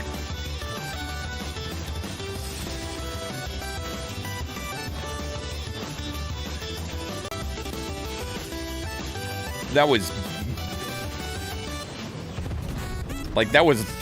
so, like, you were a couple of pixels away from a lawsuit. I mean, sometimes Humble Bundle has books. They actually have books pretty often. And software. Neat. That looks cool. Schwahn, before we continue with more exciting previews, I've generated a simple tactic to improve the show's revenue stream. They need to get sued. I'm amazed they haven't been. A small fee for a bespoke on-screen shout-out. Got good 228 right? Great to be watching PC Gaming Show once again. Excellent work, Schwahn and co. Hey, I'm touched. And a little wealthier. Keep them coming. See Blaze Paladins, right? Did Schwahn actually fire his team? Dick move, bro. Look. You have to understand that this show needs to focus on long-term sustainability. Fired by Schwahn23 writes, I have sworn the blood oath. My vengeance will not be denied. Okay, it looks like that's it. Our shoutouts feature is broken. I'm so sorry. That's going to be all for shoutouts. I haven't logged any errors, Schwahn. Well, I'm seeing red flags across the board, and it's a real tragedy. It just can't be helped. Just like I can't help wanting to see more previews. And with that, here's Creepy Jar's new sci-fi survival game, Chimera.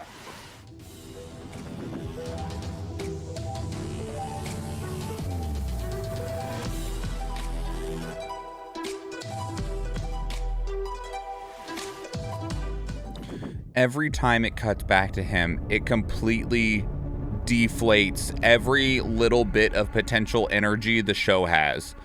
Like, it's so unfortunate because, like, some of these things have actually been pretty decent to look at and stuff, but then it cuts back to their shit-ass campy skit, and it just takes all of the excitement and energy away out of everything that they've shown off and doesn't make me excited to see what they're trying to show us next. So I'm just like, please, just get me away from these two.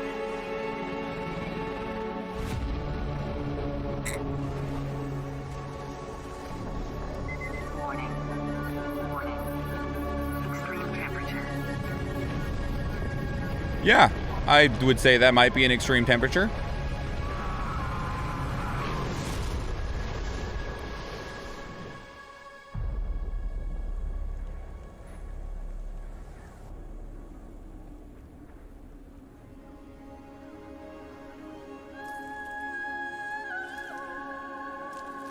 Yeah, Real's right, Athena. Like, skits are not necessary, but if you're gonna do them, you better do them right.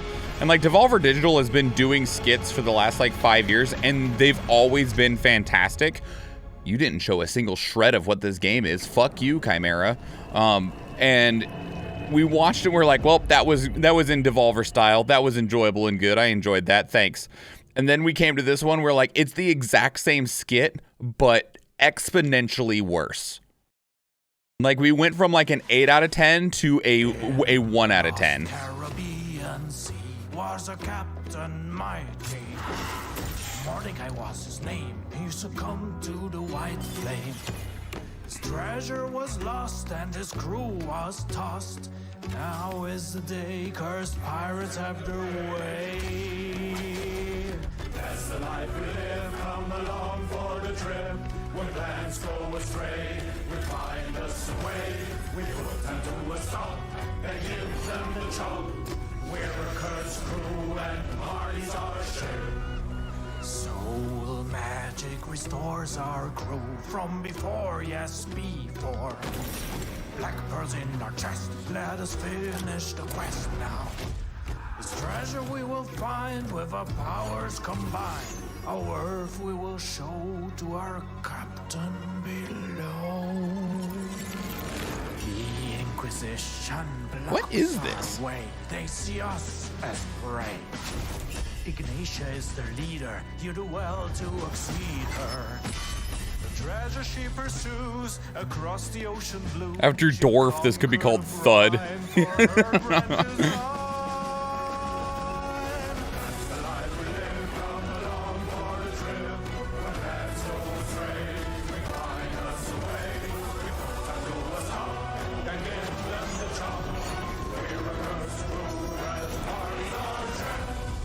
Shadow Gambit, the Cursed Crew. Okay. That didn't look bad at all.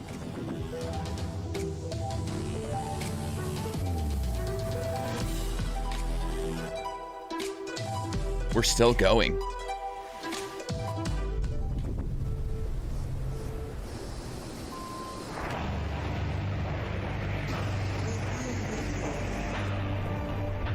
Okay.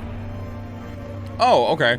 If it's from the people of XO1, then this is probably going to be like an exploration sim, but it'll probably be pretty solid.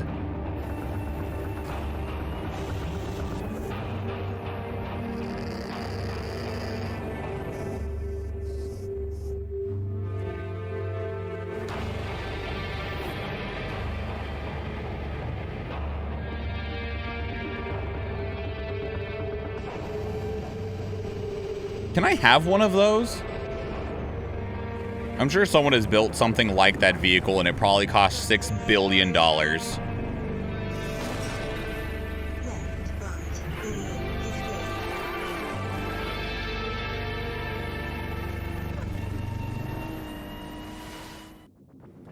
Rally Championship might be racing its way across the stars, but it's already raced its way into my heart. Anyways, if you're not aware, I've got something of a history with the real-time strategy genre. And funnily enough, at labs like DeepMind, those same RTS games just so happen to be a valuable testing ground for world-leading AI research. Curious. Can it be just a coincidence, then, that I'd end up the kind of man to name himself an AI visionary? I mean, probably. But what's no coincidence is my excitement for the eagerly anticipated RTS from former Warcraft and StarCraft devs at Frost Giant Studios. Stormgate. It's Stormgate. And today, we don't just get the chance to get some exclusive first look at some Stormgate gameplay, but we're also joined by Frost Giant's president and game director, Tim Campbell, here to tell us exactly Tim, kill him. Tim, do us all a favor. Tackle him. Thanks, it's great to be here. Now, I've been following Stormgate for years, but for those of us who haven't, what is You're bigger than him. You can take him. Give him the chair. Real-time strategy game formula. It's what we think of as a spiritual successor to franchises like Warcraft, StarCraft, Command & Conquer. And real-time strategy games are the type of game where you can control an entire battlefield. So this classic RTS formula includes harvesting resources, building sprawling bases, commanding huge armies on the battlefield. What is it about Stormgate that's new? We believe that the RTS genre is something that should be enjoyed by players of all skill levels. And so We put a lot of effort into making sure that Stormgate just feels spears good, him whether straight you're out of a pro wrestling with show, high technical skill, and you love throws him to into the play, servers, or whether it's something that you just want to be able to relax with and experience a story. Now, Tim, I understand that you brought, for all of us, but in particular for me, a present to show today. What are you going to show, Tim? We are going to show gameplay from the pre-alpha of Stormgate. Yeah. Now, this is something that we are big believers in at Frost Giant. We want to share this current state of the game today. Let's take a look. Oh, Tim, I'm so excited. And right no, away, get the fuck off the screen. Stop talking and just let me see the game. Start to a 1v1 match. What you're seeing here is the human faction as they're sending workers out to harvest resources. Right. They're starting to construct building. They actually build them by 3D printing them from the ground up. And you can see them now starting to train troops so they can have an army that goes out in the field to fight. Yeah, and I mean, right here, we see in the corner coming up, this looks like a scout unit? Yeah, that is literally a cybernetic dog with laser eyes. It is called the Scout, okay? It's designed for early game. It's a unique unit to the human faction. Right. And you can see him now running through the base trying to see what information he can find out about his enemy. Yeah, I mean, scouting and information is such an important part of RTS games. It really is, and this is something that we've embraced early game. The Scout unit has been designed so it can actually sense units beyond its sight radius. So it's awesome. especially useful early on. So we're heading into what looks like the first engagement of this game. What are we seeing? Oh. Well, what we're seeing right here is the Red Bye, Scout Cyber Puppy. surprised by a group of blue troops coming through the Light Force, which is the new train type and the twist on the tactical battlefield here. And how do these Light Force work? The Light Force lets smaller units move through them. They have concealment. It's allowed Blue to raid Red's base, in which case Red is the Light Force getting, just work like built, Smoke does in StarCraft 2. A human faction advantage. And they're about to pop out a couple extra defenders here from their mech base. So we got these huge mechs, and I mean, just visually, it looks like they are countering the heck out of these blue infantry, but can these red mechs fit through the forest? No, they're too big to go through. They're heavy units. They're designed to use their chain guns to go through groups of enemies, but they can't fit through the Light Force, which Blue knew and used to his advantage. Okay, so we're in mid-game. This is normally where you make some big tech decisions. What's Red up to? You're seeing Red commit to a tech path that gives them big battlefield mechs and air units like this evac. And it looks like they're just dropping right on top of Blue, who is killing a chicken? What's the chicken there, Tim? Yeah, that's a giant chicken with a Viking helmet on it.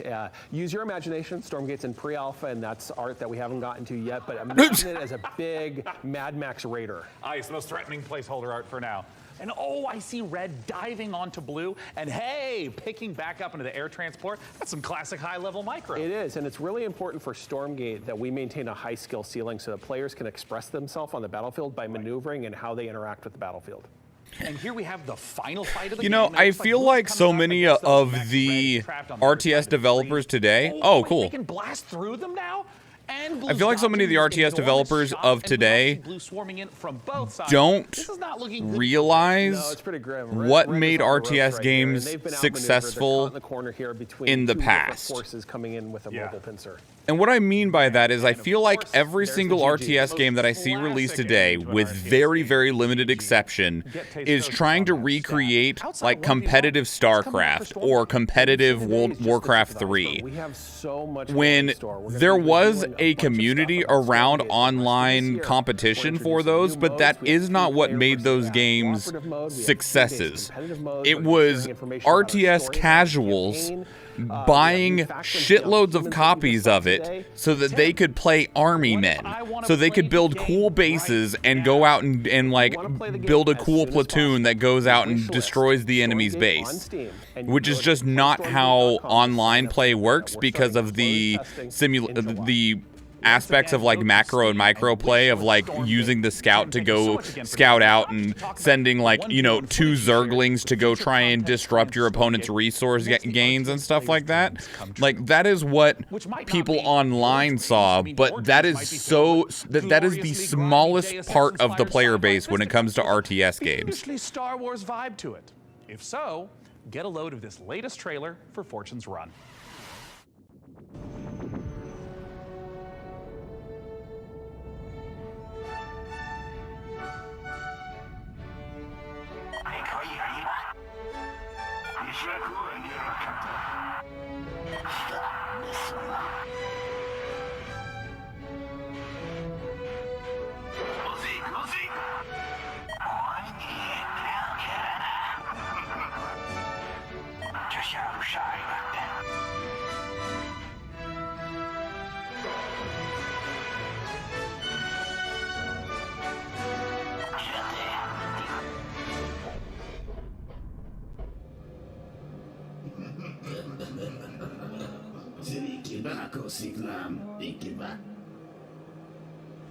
They call the dying sun. It's been the room of many a poor girl.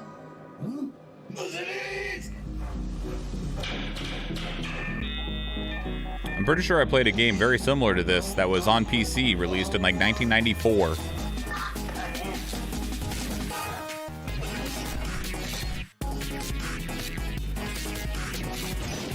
Okay, it's changed a little bit now.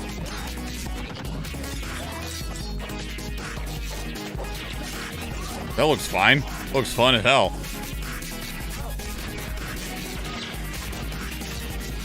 It doesn't just look like a Doom clone, which is great.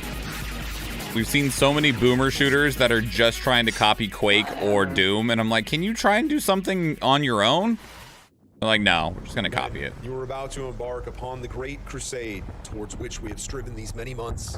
The eyes of the world are upon you. The hopes and prayers of liberty-loving people everywhere march with you. I have full confidence in your courage, devotion to duty, and skill in battle. We will accept nothing less than full victory. Good luck, and let us all right. besiege the Anyone want to place any bets on what generic war name this is?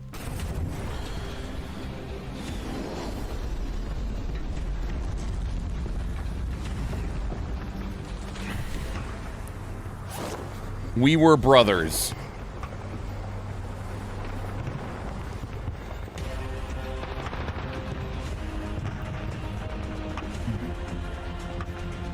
Judgment Day.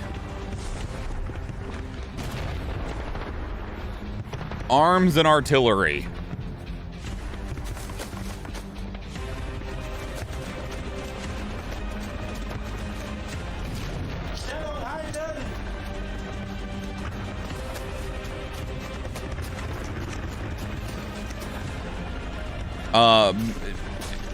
The name of a location followed by a year. Keep moving! We've taken a German opening! Freedom Fighters. Skies of Brotherhood, Siege of Battle.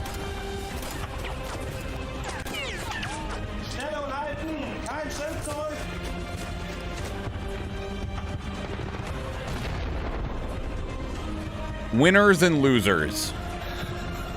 Nobody left behind. The trenches.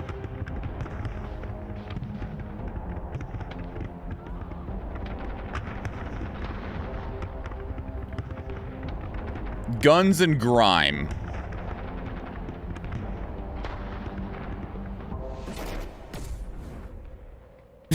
It's okay. It's literally just Hell Let Loose. Okay, that game's been out for a while, but okay.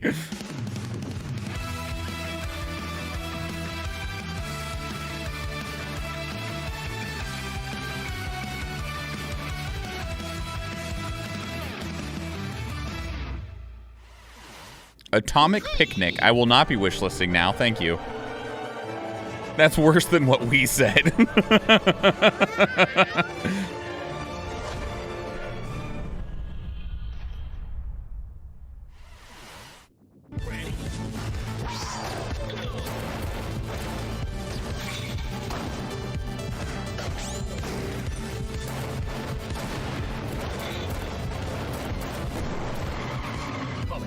Oh, it's got an Akira slide. Throw it away.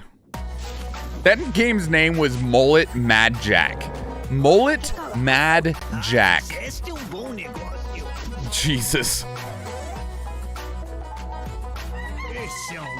Gaucho in the grassland. What is happening? Are these are made up?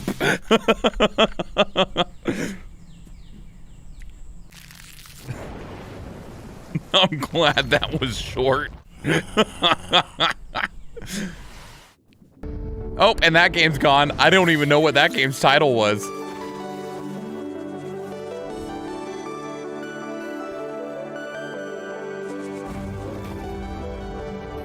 Novalands. Man, this sizzle reel. I have no need for material possessions. But good news. PC Gaming Show viewers can take advantage of the following promotional content. I thought she was about to be like, good news, the PC Gaming Show is almost over. Orbital vortex, follow the instructions on the screen. Frank, we've seen impressive, almost like unrealistic tech on display today. It's just a shame our viewers at home can't get their hands on some of that bleeding-edge hardware. Your concerns are both unnecessary and convenient, Schwahn. As the long-term vanguard of gaming, Alienware continues to offer high-end PC hardware. Considering that Nobody buys Alienware. Comes as no surprise. Look, I don't know how to tell you this, Frankie, but they're not actually made by aliens. Websites in my trading model contain compelling evidence to the contrary, Schwahn. The truth is out there. Great. But let's do Maybe I'm just too fucking poor. Hear what Alienware is offering the folks. But I have never known anyone that has bought an Alienware intentionally. From the games you play to what you do for work, that's very hardware intensive. When using Alienware, you get a performance that is very, very difficult to match. It doesn't have just the kind of like generic gamer look to it. Literally everything I do is powered by Alienware, and it just makes me so happy. Is that why your webcam camera looked so shit? Because it was a Alienware powered camera? That's the one you're broke, my guy? That's fair. Alienware giveaway goodness. Scan that code now. I mean, Frankie, can you believe this? We got an Alienware M18 laptop with an Intel Core I will not be scanning that code. Fine price point of $3? Oh, it's enough to get anyone's blood pumping. As you know, Schwahn, I'm a network My of anger at this show has my blood pumping. incapable of belief. Look, I understand. My doctor told me to get some cardio in. I told him I did it by just watching the PC gaming showcase. No, absolutely not. Anything but that. Let's move on to literally anything else. So, what's next? Well, this is a little awkward. Let's have a look at some incoming DLC for Vampire Survivors. More? Oh boy. You got another batch of DLC for us? What if we gave it a spin?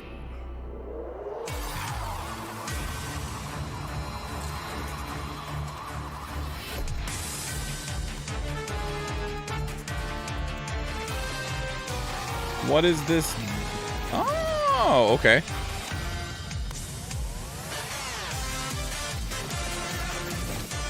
More stages. I haven't seen. Devil, cosmic finger. Minute events?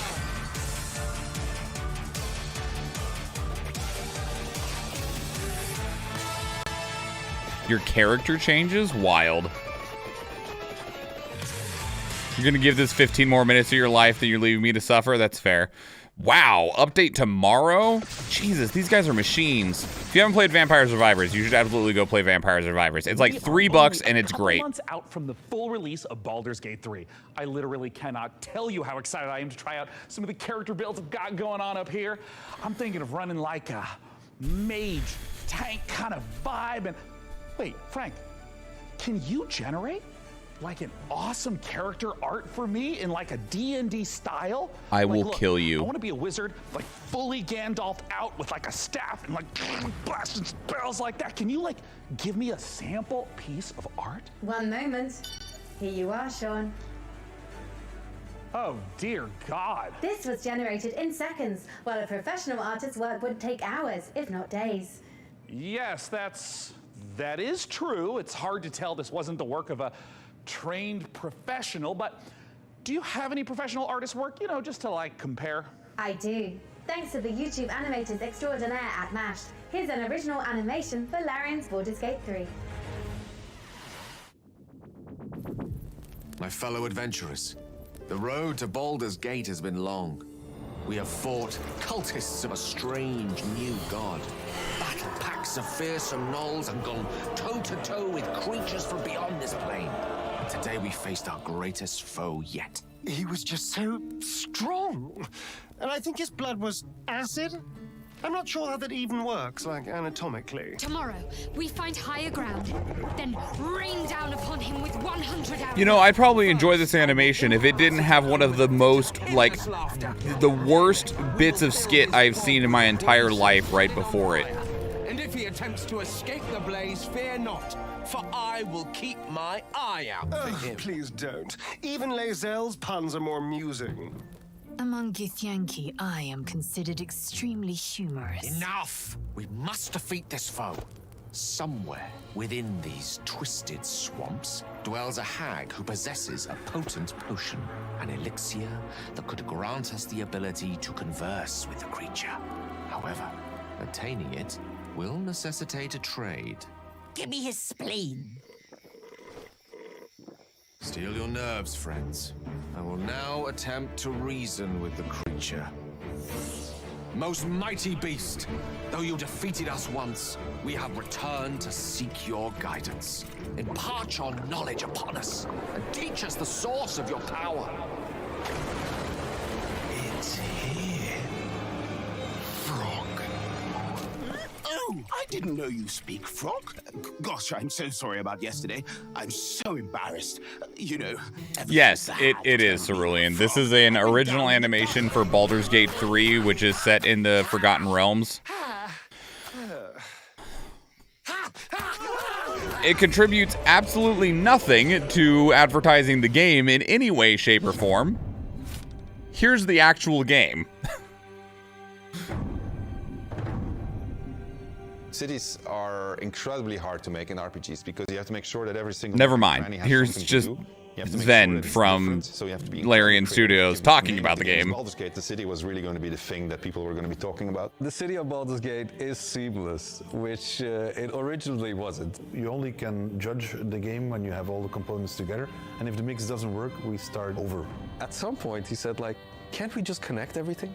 And that was a very interesting day. One of the things that's done. Can't we just connect everything as the developers go, do you have any idea what you just fucking asked me? Otherwise. Now it was this seamless. It'd be really cool if it was seamless though. And it really felt you fucking right, it'd be cool. You want me to start over? Ass. So you're seeing down toward the docks and you're like, one of my... I'm never going to be able to play this game. It releases in 2 months, Athena. We worked on it as a painting almost. Is there a reason you wouldn't be able to play it? Outside of like time? Adding layers and layers. We can put lots more of the city onto the screen than they could in 1998. Sure it does. We can do something that is more immersive. It allegedly releases August 30th, Like August 31st. You are walking around a place where there are lots and lots of people living their actual lives. You have crowds that are walking around, can talk to pretty much anybody, and they react to every single thing. It's very alive in that sense. Every person that you meet in Baldur's Gate has got a story to them. All the things that you have done. But you will only meet 4 people. Really matter. You can really feel the conclusion of everything. Just They all have a story though, but you're only going to meet 4. Build anticipation through all these characters that you've met, through all these situations that you've been through. All the stories that you have been following, all the decisions that you've been making, they all come to fruition in that lower city. And the great thing is, if you so choose, you can be another bad thing that's happening to the city. You can arrive and be like, this place is on fire, and then you can throw petrol all over it. During production, we felt like the city was our destination. We spent, I think, 3 times, 4 times as much effort on the city than we originally planned. But the result, the feeling of walking in there is just fantastic.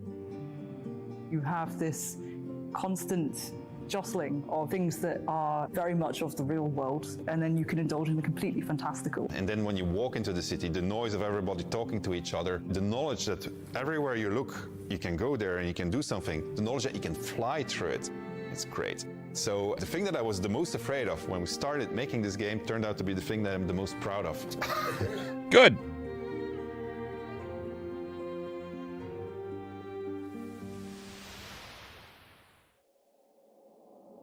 Larian Studios breaks the classic RPG series out of a 2-decade retirement when Baldur's Gate 3 finally releases on August 31st.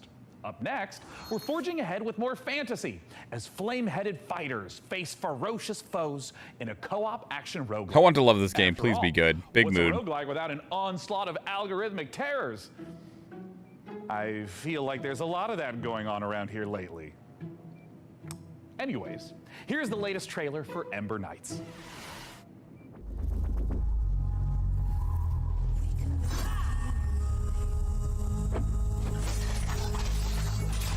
This showcase is so fucking long. Like, it probably wouldn't, like, it's approaching 2 hours, and it probably wouldn't feel like it was approaching 2 hours if it wasn't for just how bad the skit is.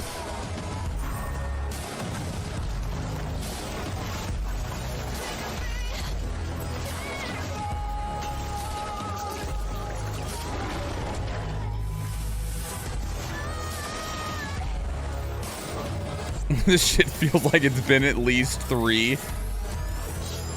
I wonder if it's over yet.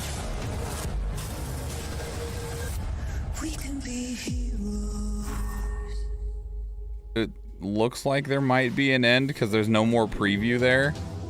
So it looks like we might have about 3 minutes left.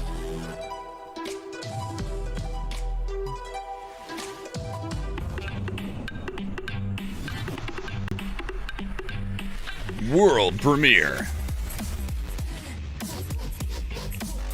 What?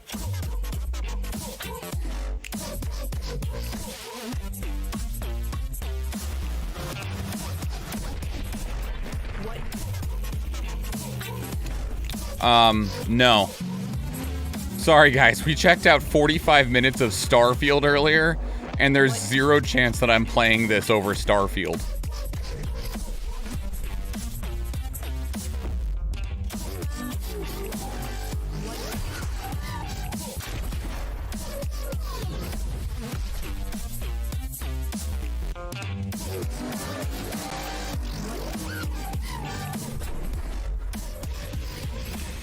Like, this actually looks fine. Visually, conceptually, TerraTech Worlds, you got a fine game, but unfortunately you're releasing the same relative time frame as Starfield, and I'm just gonna go build a penis bot, a penis ship in Starfield, fly that around, and then mine planets. Interdimensional terrors, venturing deep into unstable time risk tasked with uncovering the source of terrifying anomalies.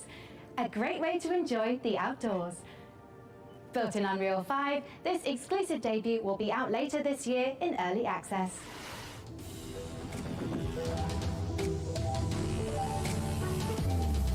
World premiere.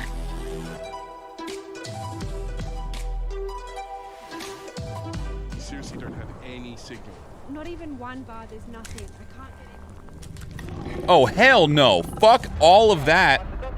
Stealth extraction horror? It's an extraction game? We're talking like Hunt Showdown, Escape from Tarkov? And it's what? I ain't going near you. I ain't going near nobody. You can go the hell away from me. Take this. I call it the atomic space shifter. If anything goes wrong, not that it will, I can pull you back out. A lot of folks have come up here looking for answers. It's weird. It's like time runs differently here. Guys, I think I found something.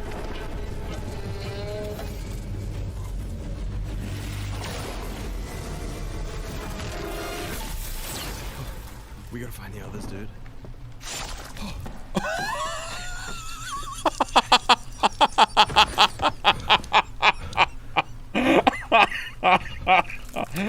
I'm not gonna lie, that was amazing. Why are you still standing there? You stupid fuck. Oh my god.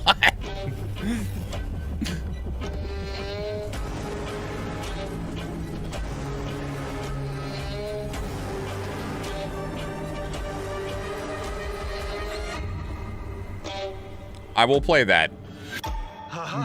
With Athena, Theslamar, and Gorthan. This is the key to... Ah, you're alive. Ready to go back in? No.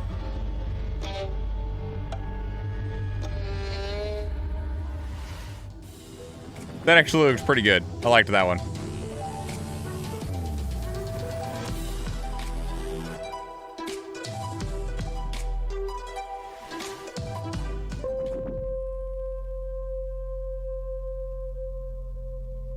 We thought we had billions of years before our sun died. We were wrong. Interesting. Thousands of us answered the call, rallying to save those we can. Every one of our ships a ray of hope. Captain, I don't think you're getting away fast enough, but maybe you have jump drives or something.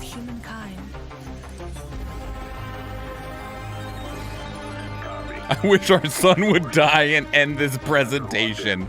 If the sun explodes right now, what'll finally be over first? Existence on Earth in 8 minutes or this fucking presentation? Save me.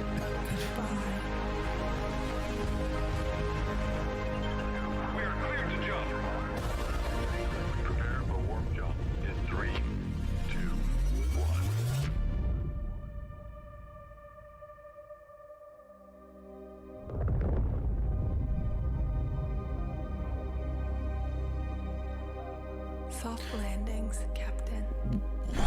You know, here's the thing. Everything about what they just showed off, I'm like, okay, that's a really cool concept, but what is it?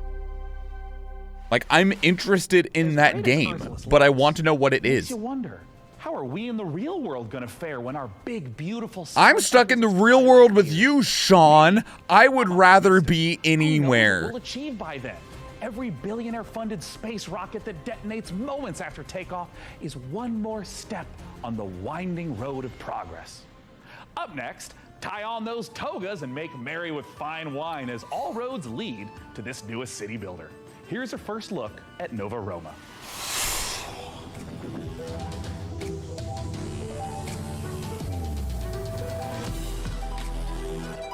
You know,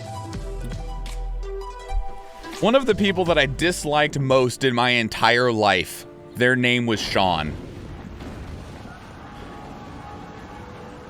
And it just so happens that one of the other people that I dislike the most in my entire life is also named Schwahn.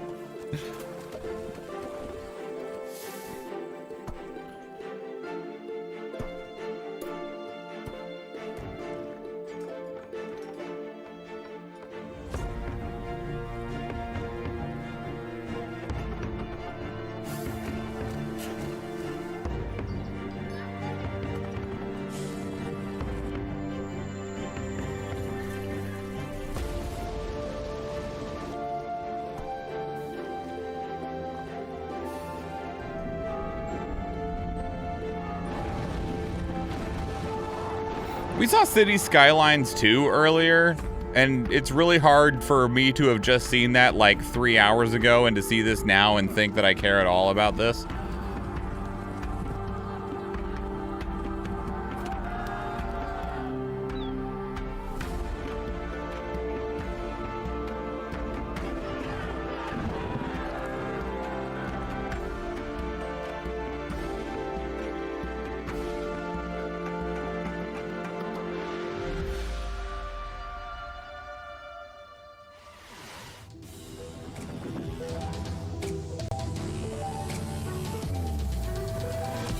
So many games. I mean, it's both good, but at the same time, I'm like, man, is there an audience for all of these? An epic survival strategy game.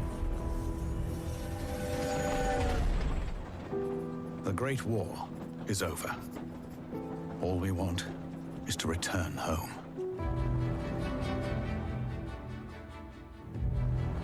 THQ Nordic, okay.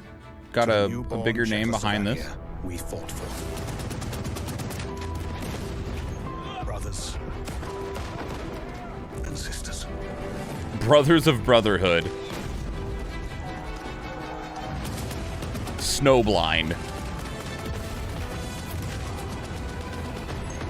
Snow and Flame. None of us thought this part of the journey would be the most difficult. We still hope Burning to see our home Shores. once again. The Rail Home. Railward Bound. The snowfields of Siberia. Through territory disputed by the Red and White armies. By armored train. In Homebound. far from our loved ones. Outnumbered by enemies, we fight to make our way. Surrounded by wilderness, we manage. I'll be right back. I don't know why I'll be back, but I will. It's our last chance. Our last train. This actually looks okay. Like, I'll meme the hell out of the generic names that war games get, but this actually looks fine.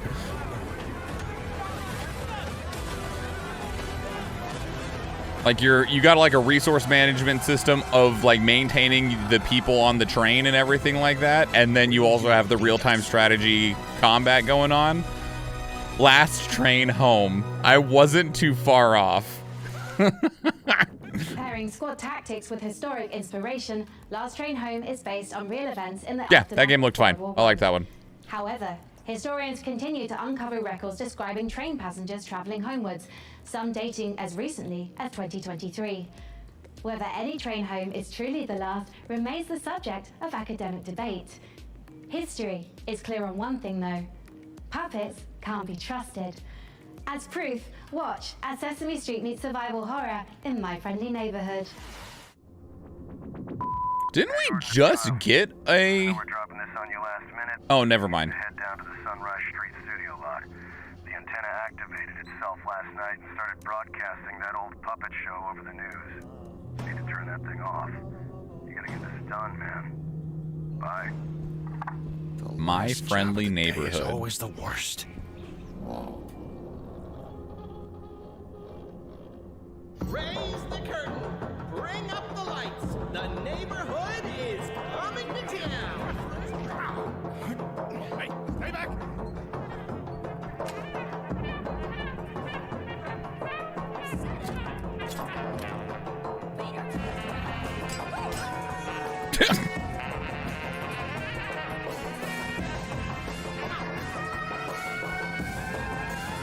Let's do this. Welcome back. I don't know why you came back, but welcome back. We're busy killing Sesame Street characters now. It's called My Friendly Neighborhood. Also, I think you missed it, Real. The name of that train war game was Last Train Home. Just so you know. I know that's really pertinent information to you, so I wanted to make sure that you had it.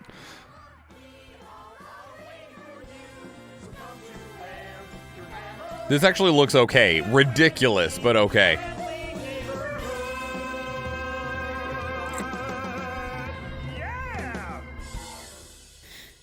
Oh, I think I ended early. Can we go back to the beginning?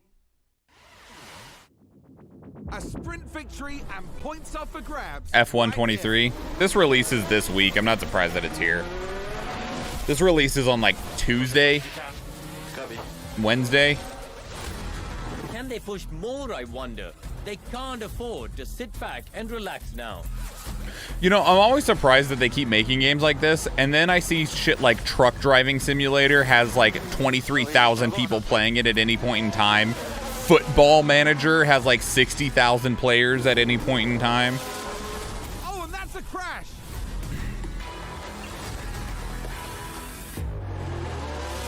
I'm pushing out, thanks for pushing out. And McLaren with a great overtake. Stay right here, because we're just getting started. Of course, being in America, I never see people talk about F1 like at all. Oh, that is F1 Manager 2023. The racing game F1 2023 comes out this week. Are we like doing numbers? We're attracting considerable viewership, Schwahn. However, I've identified a simple programming adjustment to target underrepresented segments of our audience demographic. Shall I execute it? Well, hell yeah, let's do it. Ah, cornering the VTuber market. Smart, very smart. I'm just not really sure this is my vibe, but since we're on a time crunch, let's see what's next for Subnautica Likes in Space with a trailer for Breath Edge 2. I'm surprised that Breath Edge is getting a sequel. It didn't do very well. Sales-wise.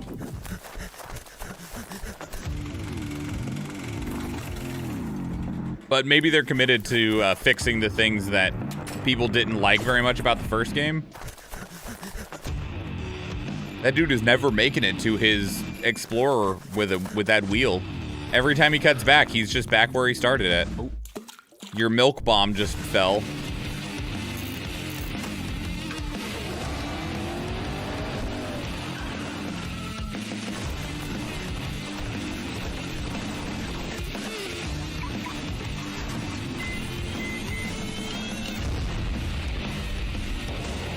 Man, again, this would look pretty sick if we hadn't just watched 45 minutes of Starfield like 3 hours ago. Like, that would have looked fine if I wasn't been like, no, I'm just playing Starfield. Sorry, I'm just gonna play Starfield.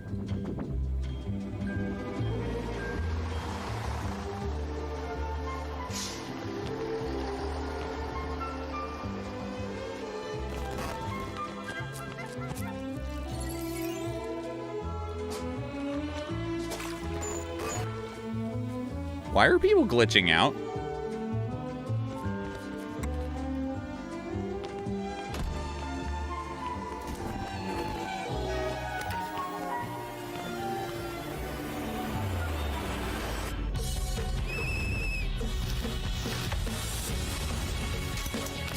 This went in a complete direction that I was not expecting.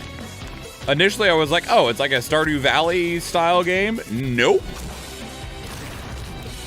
It is a turn-based RPG. A different story. Bloomtown. Man, there are so many great video games in this year's show. Frank AI, what do we know about sand? Sand is a fine granular substance composed of mineral particles. Still might be a farming sim. Finer than True. gravel, but coarser than silt. Yes.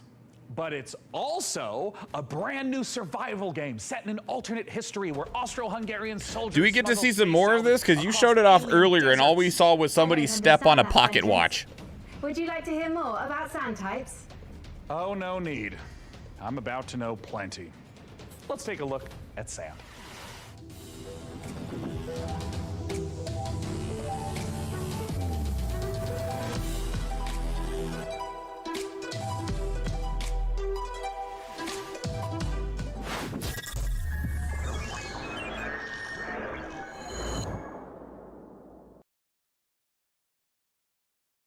Cool.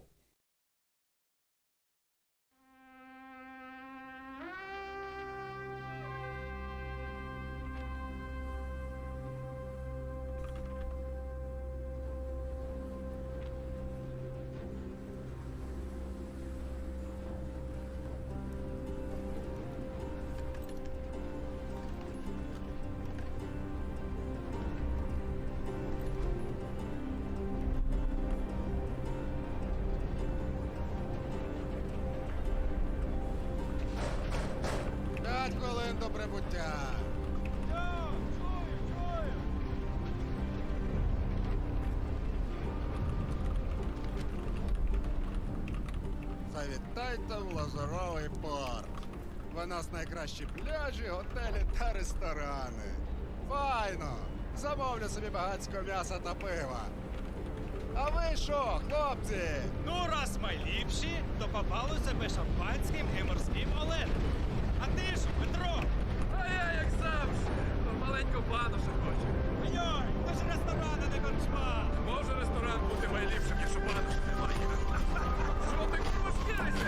It's Wild Wild West.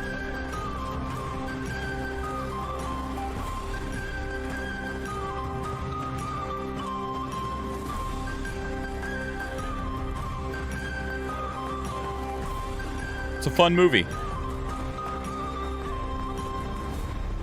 You still did not show me at all anything at all about what this game is whatsoever.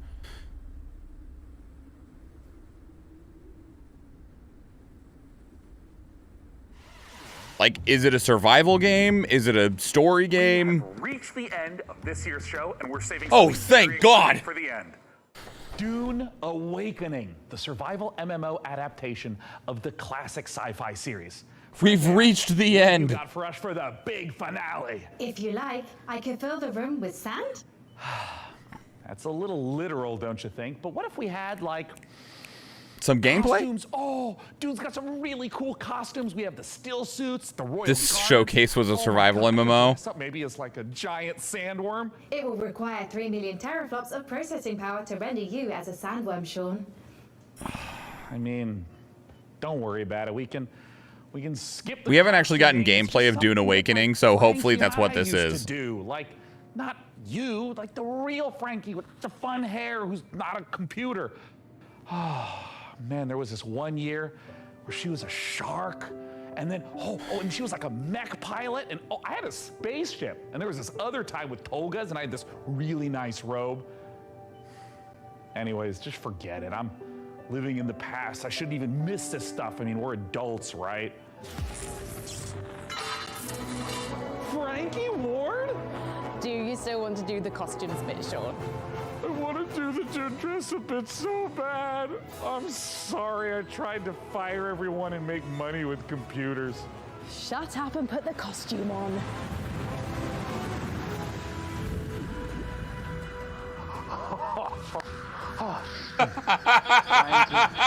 Would you do the honors? Gladly. Here is an exclusive interview with the team making a survival. No, I don't want a fucking interview with the devs. I want to see the game.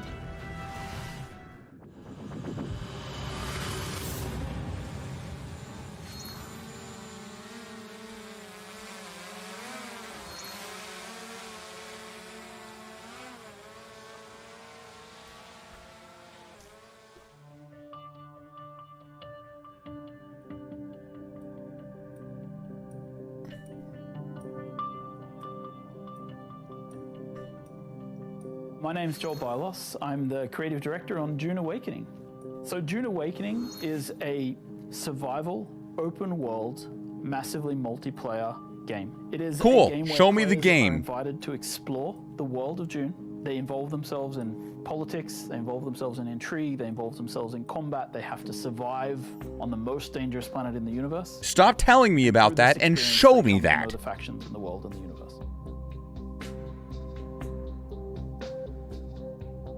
I don't care about this dude's When hand. Dune Awakening begins, you are Or his other hand. on the planet in the deep desert, and all you have is a knife that you've made out of scrap metal. That's concept art. You need to creep into enemy camps and knife them in the back and steal the water from their still suits. By the end of the game, perhaps you're running a guild. You have a fleet of vehicles, ornithopters. Ooh, that's running rough.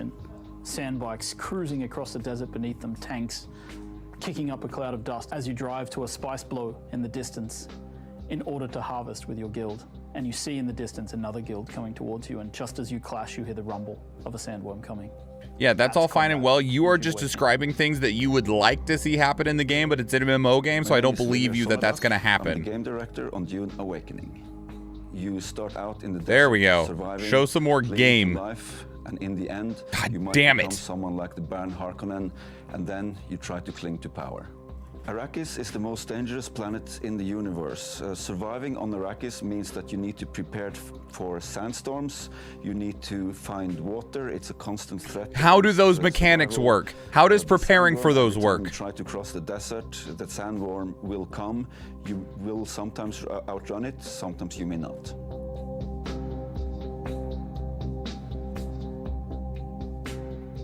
Dune Awakening is built upon a foundation of 5 pillars. Survival, which is obviously everything you'd expect to see in a survival game. It's water discipline, it's the surviving the sandstorms that sweep across Arrakis. Then we have politics and intrigue. What entails surviving a sandstorm? Of the game, it's about, siding with one of the factions, thinking about how they work together, perhaps assassinating members of the other factions. Then there's infinite exploration. Infinite exploration, which is one of the things I'm most excited about, is how the world changes over time. We have a concept called a Coriolis storm, and when it sweeps across the landscape, the sands shift, revealing new points of interest, hiding others, making the game renewed every week. Then we have combined arms. Combined arms is our combination of vehicles, melee combat, range combat, and abilities all working together. What are you shooting in a at? Seamless sandbox combat experience. And finally, we have expression and customization, which is really more than just talking about like the visual. All you've done is talk about which shit. Of course we have armor sets and clothing. And That's all concept art as well. But in addition to that, it's really about play the way you do you want to be a trader? Jiggled your mouse around his butt cheeks? Do you want to be a okay. fighter? Of course you can do that. Do you want to be a spy? Maybe that's the gameplay you're looking for. All of these things built into these pillars. So the You drag that slider and nothing on that image changed. We think of them as survive, protect, expand, control. The survive part means that you're up against the planet itself and you're clinging onto life. In the protect phase, you've gathered some stuff, you might have a base. Hey, look, more concept art. But you also want to make sure that nobody else comes to take it away from you, so you try to build defenses and make sure that your base is in the clear. Then, what base? Is there a base building? You lift your gaze and you look around and you see that others have stuff as well, and you might want to take their stuff. Then, in the control phase, you may find yourself being a part. Don't worry, we can walk. The leader of a guild. Then the goal is to control the flow of spies on Arrakis. However, you're never safe. There's always someone lurking around the corner. Can you really trust your second in command? So the goal of the control phase is that you are clinging to control. Whenever you get into combat in the desert of Arrakis, try to get it over with quickly, because not only are you fighting human combatants, but the planet Arrakis itself is the greatest protagonist there is. It's the worst fucking showcase of what they've shown so far. That was worse than just the purely cinematic ones. That was nothing. And with that, the PC Gaming Show 2023 is done. And what a show it was! And what a show it was. AI excels at plenty, but